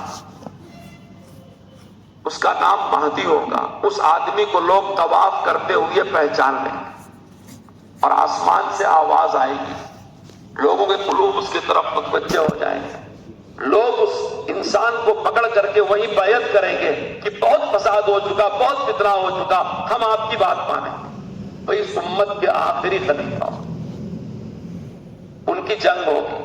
وہ مکہ سے نکل کر کے سفر کرتے کرتے دمشق پہنچے گے. یہ وہی علاقہ ہے فلسطین، اور وہیں دنیا ختم ہونے سے پہلے بڑی خوریز جنگ ہوگی. میں نے ابھی آپ کو بتایا کہ عیسیٰ علیہ السلام کو جب سولی دینے کے لیے چڑھایا تو اللہ نے زندہ آسمان میں اٹھایا. اللہ کے رسول صلی اللہ علیہ وسلم نے فرمایا ہے کہ قیامت کے قریب جب یہ آخری مہدی پیدا ہوں گے اور لوگ ان کو پہچان کر کے ان سے کہیں گے کہ امت کی اصلاح کے لیے ہم آپ کا ساتھ دیتے ہیں، اور ان کے ساتھ پوری امت ہو جائے گی، اللہ ان کی مدد کرے گا، ان کے کام میں بڑی برکت ہو. تو ان کے زمانے میں آسمان سے عیسیٰ علیہ السلام اترے، دمشق میں اترے، اور پھر عیسیٰ علیہ السلام اور امام مہدی یہ دونوں مل کر کے اسلام کے مخالفین سے جہاد کریں. یہ سارا معاملہ اسی سرزمین میں ہوگا جہاں آپ جنگ کر رہے ہیں. آپ اس کا نام شام رکھ لیں، اردن رکھ لیں، لبنان رکھ لیں، مصر رکھ لیں، مگر قرآن نے اس کا نام ملاحم اور فتن کی جگہ رکھا. مقدس سرزمین رکھا ہے، انبیاء کی سرزمین رکھا ہے. شروعات بھی وہیں سے ہوئی اور خاتمہ بھی وہیں. دجال ظاہر ہوگا. اس امت کا دجال بہت بڑا فتنہ ہے. ہر نبی نے اپنی امت کو دجال کے فتنے سے ڈرایا. دجال کا فتنہ ایسا ہوگا قبروں سے لوگوں کو زندہ کر کے دجال کو قتل کرتے.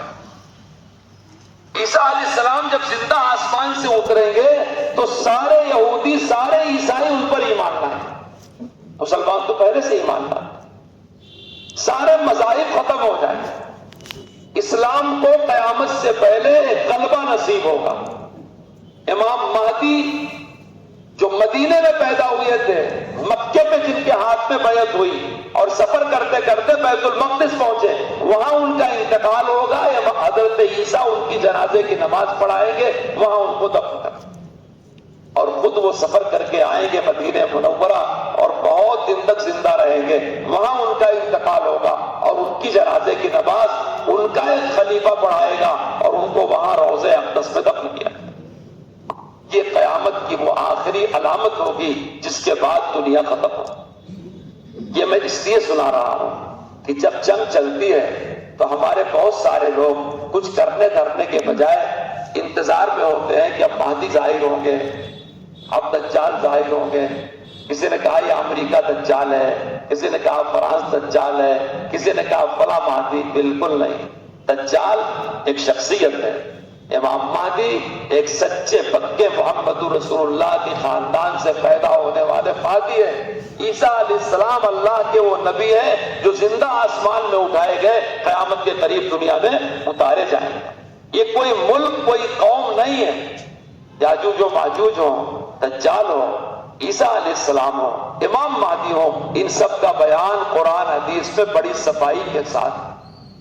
اس لیے اگر مسلمان چاہے جنگوں سے بچ جائے، لڑائیوں سے بچ جائے، فتنوں سے بچ جائے، نہیں ہو سکتا. انہی سب میں مسلمان کو اسلام پر عمل کرنا، ان فتنوں میں ثابت قدم رہنا. جو لوگ جنگ کر رہے ہیں وہ دل، دماغ اور ایمان کے بہت پختہ ہیں. چونکہ ہم کو سارا بیک گراؤنڈ نہیں معلوم رہتا، اس لیے ہم لوگ پریشان ہوتے ہیں. کتنے ہزار سال بعد، کتنے 100 سال کے بعد یہ حالات آئیں گے جو میں بتا رہا ہوں کہ امام مہدی پیدا ہو، عیسیٰ علیہ السلام آسمان سے آئے، دجال ظاہر ہو، دجال کو حضرت عیسیٰ قتل کرے، پھر امام مہدی کا انتقال ہو، ان پر جنازے کی نماز پڑھے، اور اس کے بعد خود سفر کر کے مدینہ شریف پہنچے، پھر ان کا انتقال ہو، پھر ان کو مدینہ شریف میں روضہ پاک میں دفن کیا جائے. اس کے بعد دنیا ختم ہو. ابھی کیسے ختم ہوگی؟ جب ایک اللہ کہنے والا بھی دنیا میں نہیں. مسلمان کیسے ختم ہوگا؟ کوئی ظالم بادشاہ نہیں ختم کر پائے گا، یاد رکھنا. کوئی وبا نہیں ختم کر پائے گی. جب اللہ کو قیامت کی شروعات کرنا ہوگا تو ایک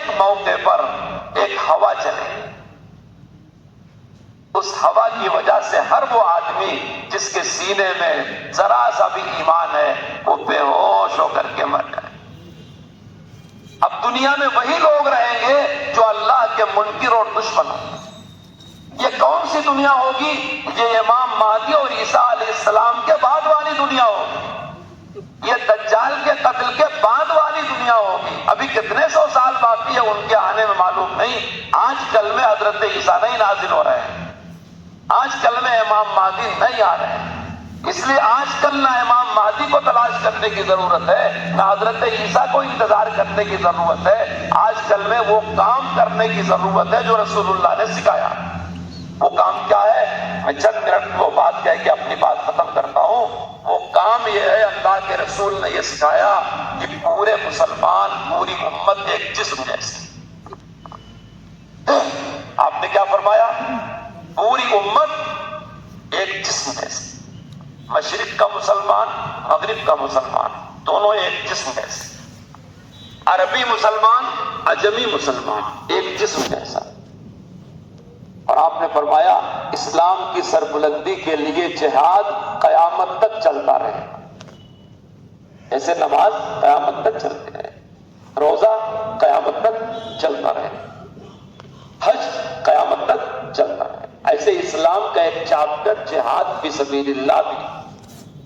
اگر ہم اللہ کے راستے میں 10 روپیہ خرچہ کرتے ہیں یہ بھی جہاد ہے۔ اگر ہم سردی میں ٹھنڈے پانی سے وضو کرتے ہیں یہ بھی جہاد ہے۔ اگر ہم کوئی ریزولوشن اور تجویز منظور کرتے ہیں یہ بھی۔ اسلام کی خدمت کے لیے جو محنت کی جائے سب کو جہاد کہا جاتا ہے، لیکن اپنی جان دینا اسلام کے لیے یہ جہاد کا پہلا نمبر ہے، جس میں آدمی شہید ہو جاتا ہے، اپنی جان سے ہاتھ دھو جاتا ہے، یہ جہاد کا پہلا نمبر۔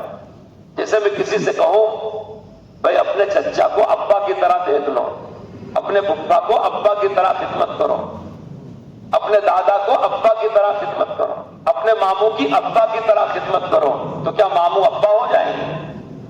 کیا چاچا ابا ہو جائیں گے؟ نہیں، ابا ابا ہی رہے۔ اس لیے دین کے لیے کی جانے والی ہر کوشش کو جہاد کہتے ہیں، لیکن اول نمبر جہاد کا وہ ہے کہ ایمان والا اگر اپنی جان بھی دے کے اسلام کے لیے خدمت کر دے تو اس کی خوش نصیب۔ اللہ کے رسول نے فرمایا کہ اگر کوئی آدمی پیدا ہوا اور مر گیا اور اس کے دل کے اندر جہاد کا جذبہ نہیں پیدا ہوا کہ اگر موقع آتا ہے تو دین کے لیے میں بھی اپنی جان دے دوں گا، تو وہ جاہلیت کی موت مرا۔ موقع آئے چاہے نمبر آئے چاہے نہ آئے، لیکن ہر ایمان والے کے دل میں یہ جذبہ ہونا چاہیے کہ میں دین کے لیے رسول اللہ کے حکم پہ اگر موقع آ گیا تو اپنی جان دینے سے بھی دریغ نہیں کرتا۔ دنیا میں صرف یہی ایک قوم مسلمان ہے جو جان دینے کو آسان سمجھتی، شرط یہ ہے کہ یہ جان دینا اسلام کے لیے، اور یہی اس قوم کا وہ جذبہ ہے جس سے آج دنیا کی سپر طاقتیں ڈر رہی ہیں۔ لوگ لڑتے ہیں زندگی بچانے کے لیے، ملک بچانے کے لیے، جیتنے کے لیے۔ مسلمان جنگ میں اترتا ہے شہید ہونے کے لیے، اور یہ آج سے نہیں، شروع دن سے یہ پوری امت، عجمی ہو عربی ہو، ہندی ہو عربی ہو، مشرق کا ہو مغرب کا ہو، ایسٹ کا ہو ویسٹ کا ہو، اگر وہ کلمہ پڑھتا ہے تو رسول اللہ نے فرمایا ہے کہ تم سب ایک جسم جیسے ہو، ہم تم ایک جسم جیسے۔ اب ہمارے اندر کتنا ایمان ہے، چند سیکنڈ کے لیے ایمان میں سر ڈال کر کے سوچ لیجئے، فلسطین میں جو بے گناہ بچے شہید ہو رہے ہیں کیا ان کا درد ہم محسوس کر رہے ہیں؟ جو عورتیں شہید ہو رہی ہیں کیا ان کا درد ہم محسوس کر رہے ہیں؟ جو بلڈنگیں تباہ کی جا رہی ہیں کیا ہم اس کو اپنا گھر سمجھ رہے ہیں؟ ہمارے نبی نے تو یہ فرمایا ہے کہ پوری امت ایک جسم جیسے، اور آپ نے مثال دیا ان اشتکا عین ہو اشتکا کل ہو، اور میں تم سب ایک جسم جیسے ہو، اگر آنکھ میں درد ہے تو پورا بدن درد محسوس۔ میں آپ سے پوچھتا ہوں کیا فلسطین کا درجہ آپ کی آنکھ سے کم ہے؟ نبی پاک نے تو آنکھ کی مثال دی، ہم کہتے ہیں فلسطین کا درجہ ہمارے دل جیسا، کیونکہ وہ قبلہ تھا، رسول اللہ کے معراج کی جگہ تھی، اس کا ہمارے قرآن حدیث میں تذکرہ ہے۔ اور جب تک اللہ نے ہم کو وہاں غالب رکھا ہم نے کسی کا خون خرابہ نہیں کیا. جب تک مسلمانوں کا غلبہ اس پر تھا مسلمانوں نے کسی پر کوئی ظلم نہیں کیا. اگر ظلم کرتے تو ان کی نشانیاں مٹا ڈالتے, ان کو نہ آنے دیتے, ان کو تکلیف دیتے. لیکن پورے 1400 سال میں کبھی مسلمانوں نے یہودیوں عیسائیوں پر وہاں کوئی پابندی نہیں بنائی. اتوار کا دن عیسائیوں کا دن ہے, عیسائی ہزاروں کی تعداد میں آتے ہیں. ہفتے کا دن یہودیوں کا ہے, سب کہتے ہیں اسے, پوری ہزاروں کی تعداد میں آتے ہیں. تو کیا ہم فلسطین کے بے گناہ مسلمانوں کا درد اپنے اندر محسوس کر رہے ہیں؟ ہم سے لوگ آ کر کے پوچھتے ہیں کہ کیا فلسطینی مسلمانوں کی ہم مدد کر سکتے ہیں؟ میں کہتا ہوں آپ یہاں سے ان کی کیا مدد کریں.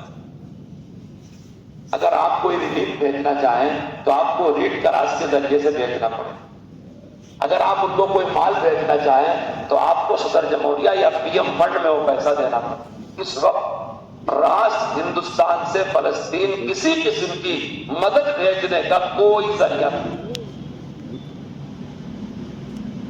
اگر آپ پیسہ دیں گے ریڈ کراس والے لے جائیں, آپ پیسہ دیں گے پی ایم فنڈ لے جائے گا, پرائم منسٹر فنڈ لے جائے گا, دوسرا فنڈ لے جائے گا. آپ ان کو کچھ نہیں بھیج سکتے. دنیا کا سسٹم ایسا بن گیا ہے, اب ان کی امبیسی کو بھی کچھ اگر بھیجیں گے فلسطین کی امبیسی کو تو وہ امبیسی بھی قانونی طریقے سے ہی وہ رقم ٹرانسفر کر سکتے.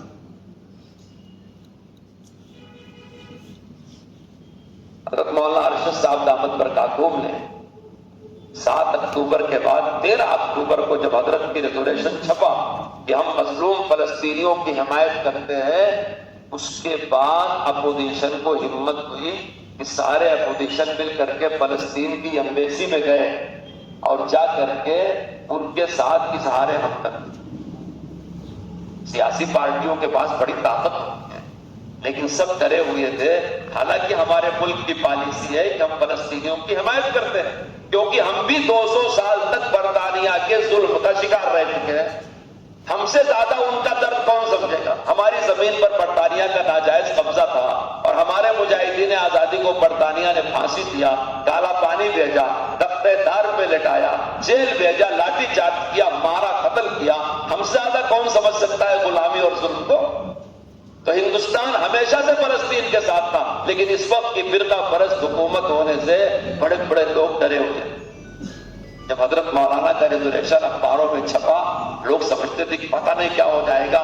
اللہ کا شعر حضرت مدنی رحمۃ اللہ علیہ کی اولاد مولانا مدنی رحمۃ اللہ علیہ کے تو آپ نے ہزاروں قصے سنے ہوں گے جرات اور بہادری کے.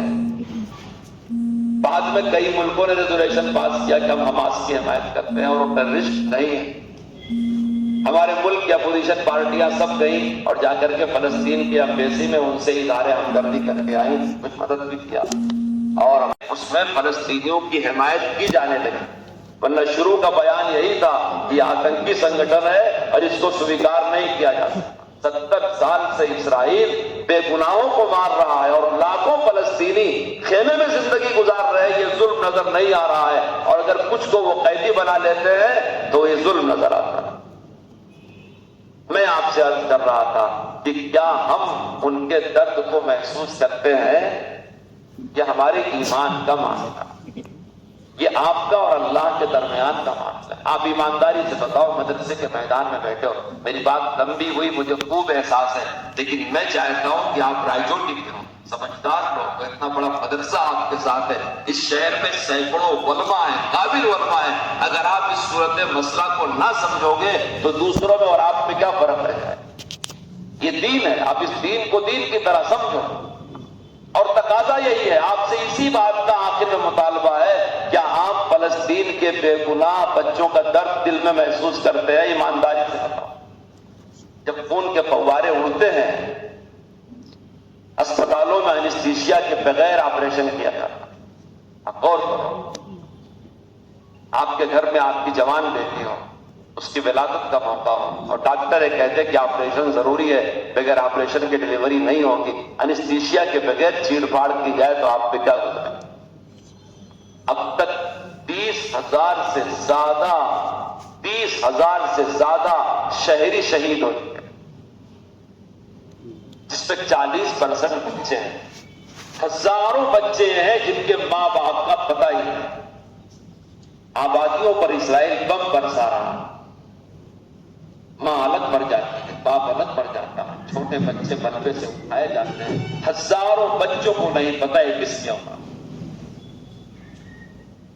ریڈ کراس والوں کے حوالے ہیں، انسانی حقوق والوں کے حوالے ہیں. اگر ایسا ہی حملہ امریکہ پر ہوتا تو کیا امریکہ چپ رہتا؟ ایسا ہی حملہ فرانس پہ ہوتا تو کیا؟ فرانس کے بے گناہ شہریوں پر ایسے اگر اسرائیل بمباری کرتا تو کیا فرانس چپ رہتا؟ جس ملک کو سب سے کمزور سمجھتے ہو، اگر اس کا پڑوسی ملک اس کمزور ملک پر اس طرح بمباری عام شہریوں پر کرے، کیا دنیا چپ رہے گی؟ لیکن مسلمان کا خون سستا.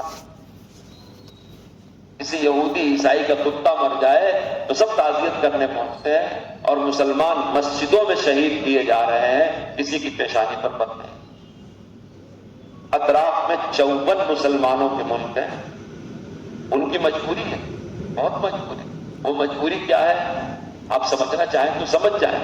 1948 میں جب اسرائیل کو یہاں بسایا گیا ناجائز طریقے سے، تو امریکہ اور برطانیہ کو اس بات کا خوف تھا کہ اطراف میں 54 ملک مسلمانوں کے ہیں، اگر یہ اکٹھا ہو کر کے تھوک بھی دیں گے اسرائیل ختم ہو جائے گا. تو ان کے لیے ضروری تھا کہ ہر مسلم ملک میں اپنا فوجی اڈہ قائم کریں.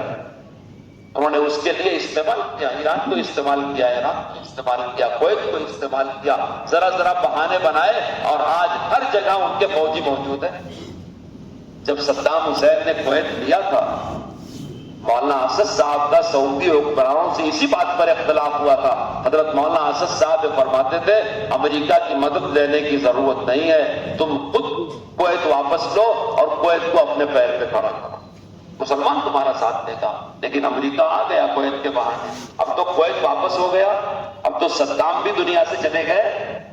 صدام حسین کی پھانسی عین بقرعید کے دن ہوئی کہ نہیں ہوئی؟ ہوئی کہ نہیں ہوئی؟ ارے یاد ہے تم کو؟ انہوں نے کیا دکھایا؟ جیسے تم جانور قربان کرتے ہو، ہم تمہارے بادشاہوں کو ایسے سولی پہ چڑھاتے ہیں. بے غیرت ہے ہمارا نوجوان جو امریکہ کی چیزیں استعمال کرتا. وعدہ کرو یہاں امریکہ سے دل سے نفرت کرو گے، اس کے مفاد کو نقصان پہنچاؤ، اس کی تجارتوں کا بائیکاٹ کرو گے، اس کے فیشن کا انکار کرو گے. کسی قسم سے امریکہ، برطانیہ، فرانس جو اسلام دشمن ہے ان کا کوئی تعاون نہیں کرو. ہمارے نوجوان امریکہ کی بنی ہوئی شرٹ پہن کر کے بہت خوش ہوتے ہیں، جوتے پہن کر کے بہت. اگر پوری امت ایک بدن جیسی ہے، تم کیوں امریکہ سے محبت کرو؟ اب تو صدام حسین بھی ختم ہو گیا، عراق اپنے پیر پہ چل رہا ہے. اب امریکہ کی فوجوں کی کویت میں ضرورت کیا ہے؟ کیوں ہے؟ اسرائیل کے لیے، تاکہ اگر کویت کچھ کرنا چاہے فوجی موجود ہے. اب قطر میں امریکہ کی فوج کیوں ہے؟ اب سعودیہ میں امریکہ کی فوج کیوں ہے؟ اور آپ کو معلوم ہے جتنا عرب ملکوں سے ان فوجوں پر خرچہ ہوتا ہے اس سے کئی گنا کم وہ اپنی فوجوں پر خرچہ کرتے ہیں. امریکی فوجوں کا خرچ یہ عرب ممالک بہت بڑی تعداد میں ادا کرتے ہیں. مثال کے طور پر 10 امریکی فوج کا وہ خرچہ ہوتا ہے جو 100 غیر امریکی فوج کا خرچہ نہیں. بہت سے لوگ ہم کو مدرسے میں آ کے مشورہ دیتے ہیں کہ اپنے بچوں کو انگریزی پڑھاؤ تاکہ اسلام کی تبلیغ کر سکیں. میں کہتا ہوں افغانستان والے پشتو بولتے ہیں، انہوں نے امریکہ والوں کو پشتو میں دین سمجھا دیا اور وہاں سے امریکہ واپس چلا گیا. ابھی ہم انگریزی سیکھنے میں لگے ہوئے ہیں. بہت سے لوگ آ کے مدرسے کو مشورہ، تمہارے بچے انگریزی نہیں پڑھتے؟ بولے صاحب ہم نہیں پڑھتے انگریزی، ہم کو نہیں آتی. ضرورت ہے آپ پڑھو، اچھا ہے، پڑھنا چاہیے، ڈاکٹر بنو، انجینئر بنو، اچھے کام کرو، لیکن ہم تو مولوی صاحب کی طرح مولوی صاحب کے کام میں لگے رہے. ہمارے مدرسے قرآن کے لیے ہے، دین کے لیے ہے، ضرورت کے برابر ہم دنیا پڑھاتے ہیں، رہنے دو، اسے کالج بنانے کی ضرورت نہیں. ہم ابھی انگریزی ہی سیکھ رہے تھے کہ اسلام کی تبلیغ کریں گے کہ طالبان نے پشتو میں اسلام سمجھا دیا، امریکہ واپس چلا گیا تھا. افغانستان سے تو چلا گیا وہ، مگر کویت سے نہیں گیا، قطر سے نہیں گیا. کبھی کبھی آپ سوچتے ہو گے کہ اتنا سب کچھ ظلم ہو رہا ہے، عرب ملک کیوں نہیں بولتے؟ کیوں بولیں گے؟ ان کے کلیجے میں فوج بیٹھی ہوئی ہے، کیسے بول سکتے؟ یہی تو مولانا اسد صاحب رحمۃ اللہ علیہ نے 1990 میں کہا تھا کہ کویت کی اور صدام کی لڑائی تمہارے گھر کی ہے، تم خود اس کا فیصلہ کر لو۔ ایران اور عراق کی جنگ تمہارے گھر کی ہے، تم خود اس کا فیصلہ کر لو، باہر کی فوجوں کو نہ بلاؤ۔ یہی تو مولانا اسد صاحب نے کہا تھا۔ اس بات پر سعودی حکمراں ناراض ہو گئے تھے، جمعیت علماء سے دور ہو گئے تھے، لیکن اللہ کا بندہ سچ بول کر کے دنیا سے چلا گیا۔ حضرت نے کہا تھا اس کا خامیازہ بہت بڑا بھگتنا ہوگا، آج بھگت رہے ہیں۔ ایک عام مسلمان فلسطین بے گناہوں کی شہادت کو برداشت نہیں کر پا رہا ہے، تو کیا عرب کا مسلمان برداشت کرے گا؟ کیا ان کے دل کو برا نہیں لگتا ہوگا؟ کیا ان کے کلیجے ٹکڑے نہیں ہوتے ہوں گے؟ لیکن مجبوری ہے، غلطی کر چکے ہیں اور امریکی فوج کو اپنا بیس دے چکے ہیں۔ اس لیے میرے دوستو، اگر تمہارے دلوں میں یہ ہے کہ وہ بھی ہمارے جسم کا ایک حصہ ہے، تو اپنی زندگیوں کو کل سے تبدیل کرو، مضبوط نیت کرو۔ وہ نیت کیا ہے؟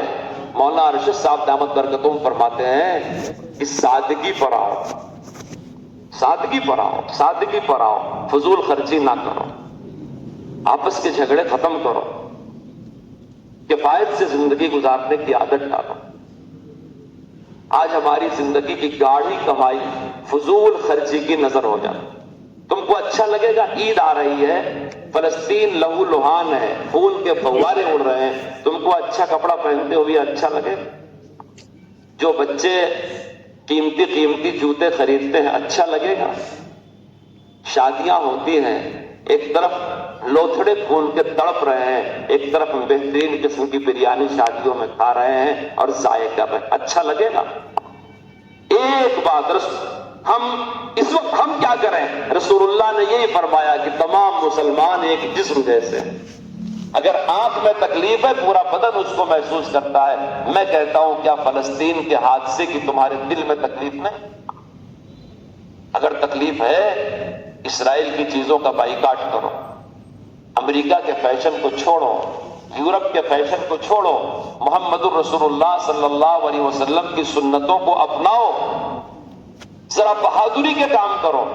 کسی پر ظلم کرنا بہادری نہیں ہے، رسول اللہ صلی اللہ علیہ وسلم کی سنتوں کو اپنانا یہ سب سے بڑی بہادری، زندگی کو سادگی پہ لانا یہ سب سے بڑی بہادری۔ وہ لوگ خوش نصیب ہوں گے جو اس حادثے کے بعد اپنی زندگی کو تبدیل کر دیں۔ اگر ہمارے دلوں میں ان کا درد ہوتا تو کیا ہماری مسجدیں ویران رہتی؟ آپ غور کر کے دیکھیں، کیا مسجدیں ویران رہتی؟ ہم وہاں کے یتیم بیوہ کی فکر کرتے تو کیا ہمارے گلی کے یتیم اور بیوہ بے سہارا رہتے؟ میں نے سلطان صلاح الدین ایوبی کا نام لیا ہے، اس کے دل کو درد تھا، اس نے کہا تھا جب تک میں مسجد اقصی واپس نہیں دوں گا نرم بسترے پر نہیں سو۔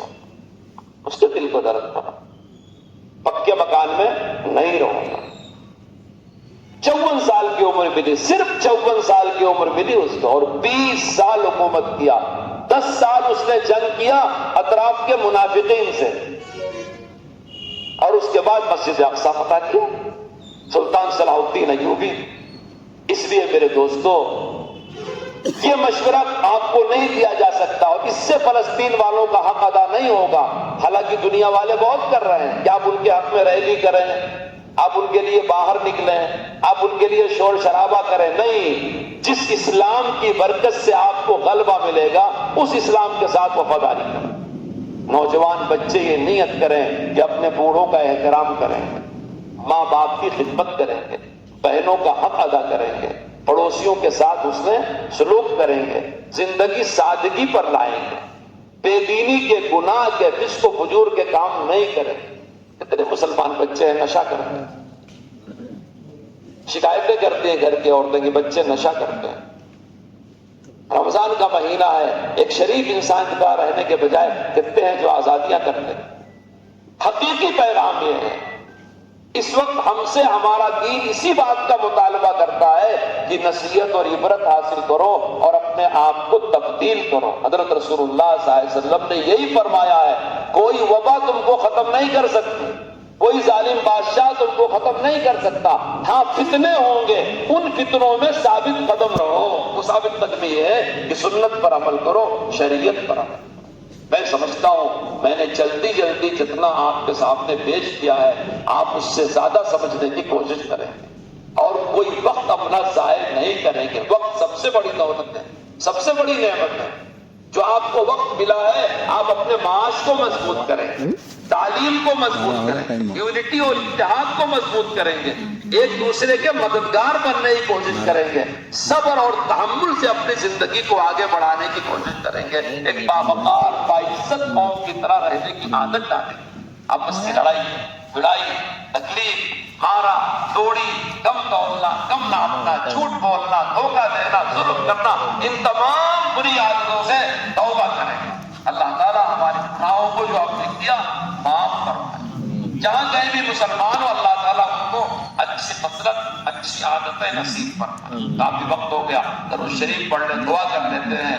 ہم اتنی دور سے دعا کے سوا اور کیا کر سکتے ہیں. دعا پر مجلس مکمل کرتے ہیں.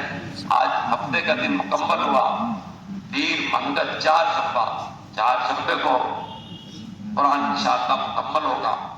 آج میں نے آپ سے کہہ کر کے اپنا وقت دے دیا. 4 شنبے کو چند منٹ ختم قرآن کی مناسبت سے بات کر کے ختم قرآن والی دعا ہو جائے گی. آج فلسطین کے مظلوم مسلمانوں کے لیے دعا کریں اور یہ عہد کریں کہ ہم اپنے آپ کو تبدیل کریں گے. تبدیل کریں گے انشاءاللہ, تبدیل کریں گے.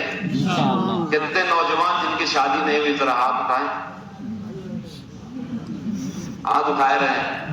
ساتھ کی شادی کریں گے, مسجد میں نکاح کر کے تھوڑا سا ولیمہ کریں گے, سنت کے مطابق کریں گے انشاءاللہ. حضور خرچی سے بچیں گے, کریں گے. ہاتھ نیچے کریں. کتنے لوگ ہیں جن کی شادیاں ہو گئی ذرا ہاتھ اٹھائیں. اپنے بال بچوں کے ساتھ اس نے سلوک کریں گے, اپنے بچوں کی شادیاں سادگی سے کریں گے انشاءاللہ. تو کم لوگ کریں گے انشاءاللہ. نیچے اٹھاؤ, نیچے کرو. کتنے بڑے لوگ ہیں, حاجی صاحبان, نمازی, امیر صاحبان, حافظ صاحبان, ذرا وہ ہاتھ اٹھائیں جو بھی کسی سماج کے خاص لوگ ہیں. بھائی شادی محلوں کی دعوتوں میں نہیں جائیں گے, وعدہ کرتے ہیں. میرے سوا کسی نے نہیں اٹھایا ہے. میں رائے چوٹی میں کہتا ہوں کہ جو آدمی خاص ہے, چاہے حافظ صاحب مولوی صاحب ہو, امام صاحب ہو, حاجی صاحب ہو, دائی ہو, امیر صاحب ہو, یہ خاص لوگ شادی محلوں کی دعوتوں میں نہ جائیں, کیونکہ وہاں بے پردگی ہوتی ہے, اسراف ہوتا ہے, فضول خرچی ہوتی ہے, 1000 روپے کی تھالی کھلائی جاتی ہے. آپ نہ کھانے جائے وہاں, کم سے کم آپ کا ہی خرچہ بچے گا, بچی والے کا اور بچے والے کا. میٹھے الفاظ میں معذرت کر دیں, نمازیں چھوٹتی ہیں, نقصان ہوتا ہے, مبارکباد یہی دے دیں. مسجد کے نکاح میں شریک ہو جائیں. خاص لوگ شادی محلوں کی دعوتوں کو نظر انداز کریں. بائیکاٹ کرنے کی بات نہیں کہہ رہا ہوں, نظر انداز کریں, ذرا کم نظر آئے وہاں, تاکہ لوگ یہ سمجھیں کہ شریف اور نیک لوگ ایسے بھگدڑ کی جگہ نہیں آتے. کریں گے انشاءاللہ. ہاتھ اٹھائے کون کون کریں گے انشاءاللہ. اللہ تعالیٰ قبول فرمائے. دعا کرتے ہیں. اللہم صلی علی سیدنا مولانا محمد وعلی آل سیدنا مولانا محمد صلاة تكون لك رضا وله جزاء ولحقه أعداء وأعطه الوسيلة والفضيلة والمقام المحمود الذي وعدته واجزي عنا ما أهله صلى الله عليه وسلم. اللهم صل على سيدنا مولانا وعلى آل سيدنا مولانا صلاة تنجنا بها من جميع الأهوال والآفات وتغفرنا بها جميع الحاجات وتطهرنا بها من جميع السيئات وترفعنا بها عندك أعلى الدرجات وتبلغنا بها أقصى الغايات من جميع الخيرات في الحياة بعد الممات إنك على كل شيء قدير. یا اللہ ہمارے اس میں بیٹھنے کو قبول فرما, کہنے سننے کو قبول فرما, عمل کی توفیق عطا فرما. یا اللہ رحم فرما, کرم فرما, امت کے حالات کو درست فرما. یا اللہ پورے عالم میں دین کا بول بالا فرما, عادل کا مقابلہ فرما. یا اللہ اسلام اور مسلمان کی مدد فرما. یا اللہ ہمارے انفرادی اجتماعی گناہوں کو معاف فرما. یا اللہ ہم پوری امت کی طرف سے آپ کے دربار میں رمضان کے مہینے میں توبہ کرتے ہیں. یا اللہ ہمارے ہر چھوٹے بڑے گناہ کو معاف فرما. یا اللہ رسول اللہ کی امت کو معاف فرما, ان کے مردوں عورتوں کو معاف فرما, بوڑھوں اور بچوں کو معاف فرما, دیہاتیوں اور شہروں کو معاف فرما, ہر طبقے کو معاف فرما. یا اللہ محمد رسول اللہ کی نسبت سے اس امت کو سرخروئی نصیب فرما، غلبہ نصیب فرما۔ جہاں کہیں تیرے دین کے لیے جو محنت ہو رہی ہے اس میں تاثیر پیدا فرما یا اللہ۔ جہاں لوگ جہاد میں لگے ہوئے ہیں، قتال میں لگے ہوئے ہیں، فلسطین کے مظلوم مسلمان اپنی سرزمین کے حصول کے لیے جنگ میں گھرے ہوئے ہیں یا اللہ، ان کی نصرت فرما، ان کی مدد فرما یا اللہ۔ یہودیوں، عیسائیوں، مجوسوں، مشرکوں، منافقوں کو غائب و خاسر فرما، ان کی ہوا اکھاڑ دے یا اللہ، ان کو ذلیل و رسوا فرما دے یا اللہ، ان پر مصیبتیں نازل فرما دے یا اللہ۔ تو ان کے لیے کافی ہو جا یا اللہ۔ اہل ایمان کی مدد فرما، نصرت فرما یا اللہ۔ محمد رسول اللہ کے نسبت کی برکت سے اہل حق کو غلبہ نصیب فرما یا اللہ۔ جو شہداء ہیں ان کے درجات کو بلند فرما یا اللہ۔ جو یتیم ہے آپ ان کے سرپرست اور والی ہیں یا اللہ۔ جو بیوہ، زخمی اور مظلوم اور پریشان حال ہیں یا اللہ، تو ان کی پریشانیوں کو دور فرما یا اللہ۔ لوگ دانے دانے کو ترس رہے ہیں، قطرے قطرے کو ترس رہے ہیں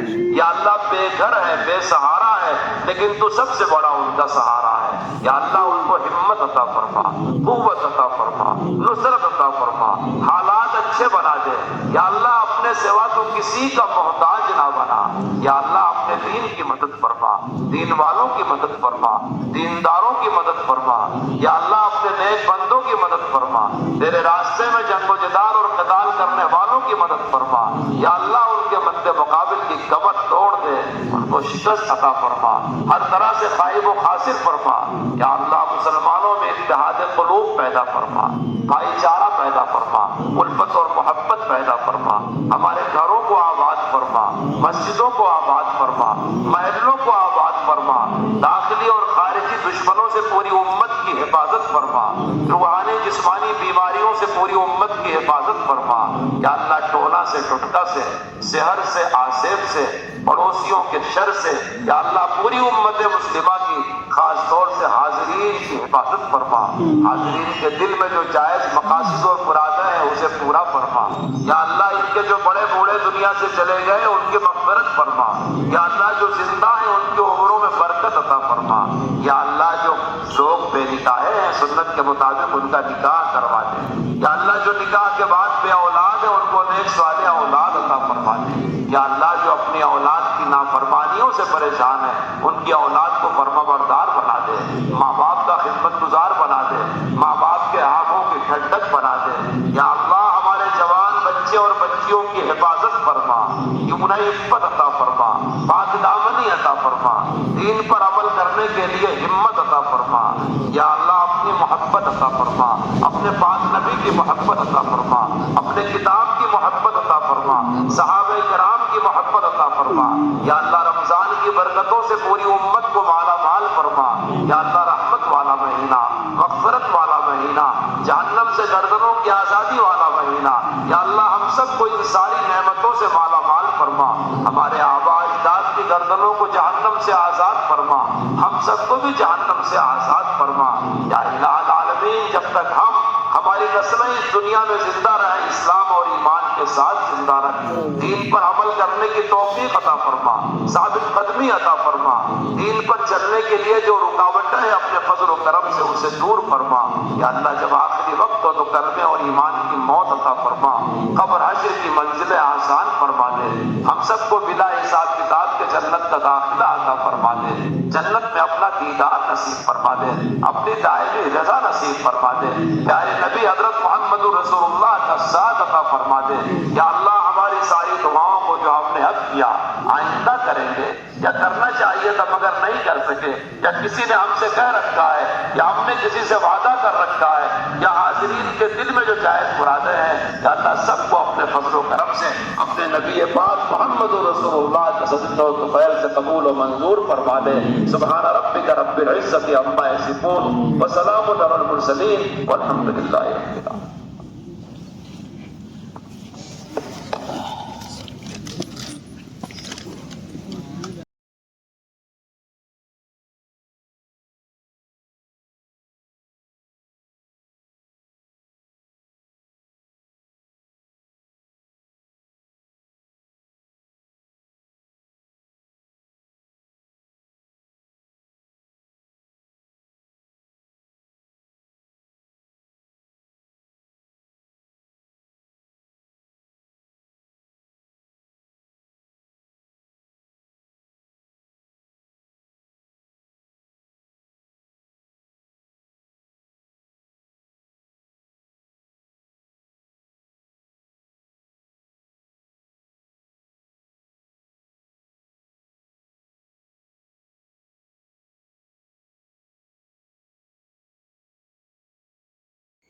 آپ سب کو پتہ چل گیا ہوگا اس ویڈیو پورا دیکھنے کے بعد کیوں یہ لڑائی چل رہی ہے. اس لیے اس فلسطین کی سپورٹ کرو، بہت زیادہ کتنا ہو سکے اتنا. ایسے ہی ویڈیوز لاتا رہتا ہوں. آپ سب لوگ میرے کو سبسکرائب کر لو اور بیل آئیکن ضرور سے دبانا کیونکہ آپ کو نوٹیفیکیشن آتا رہے. السلام علیکم، بائے بائے.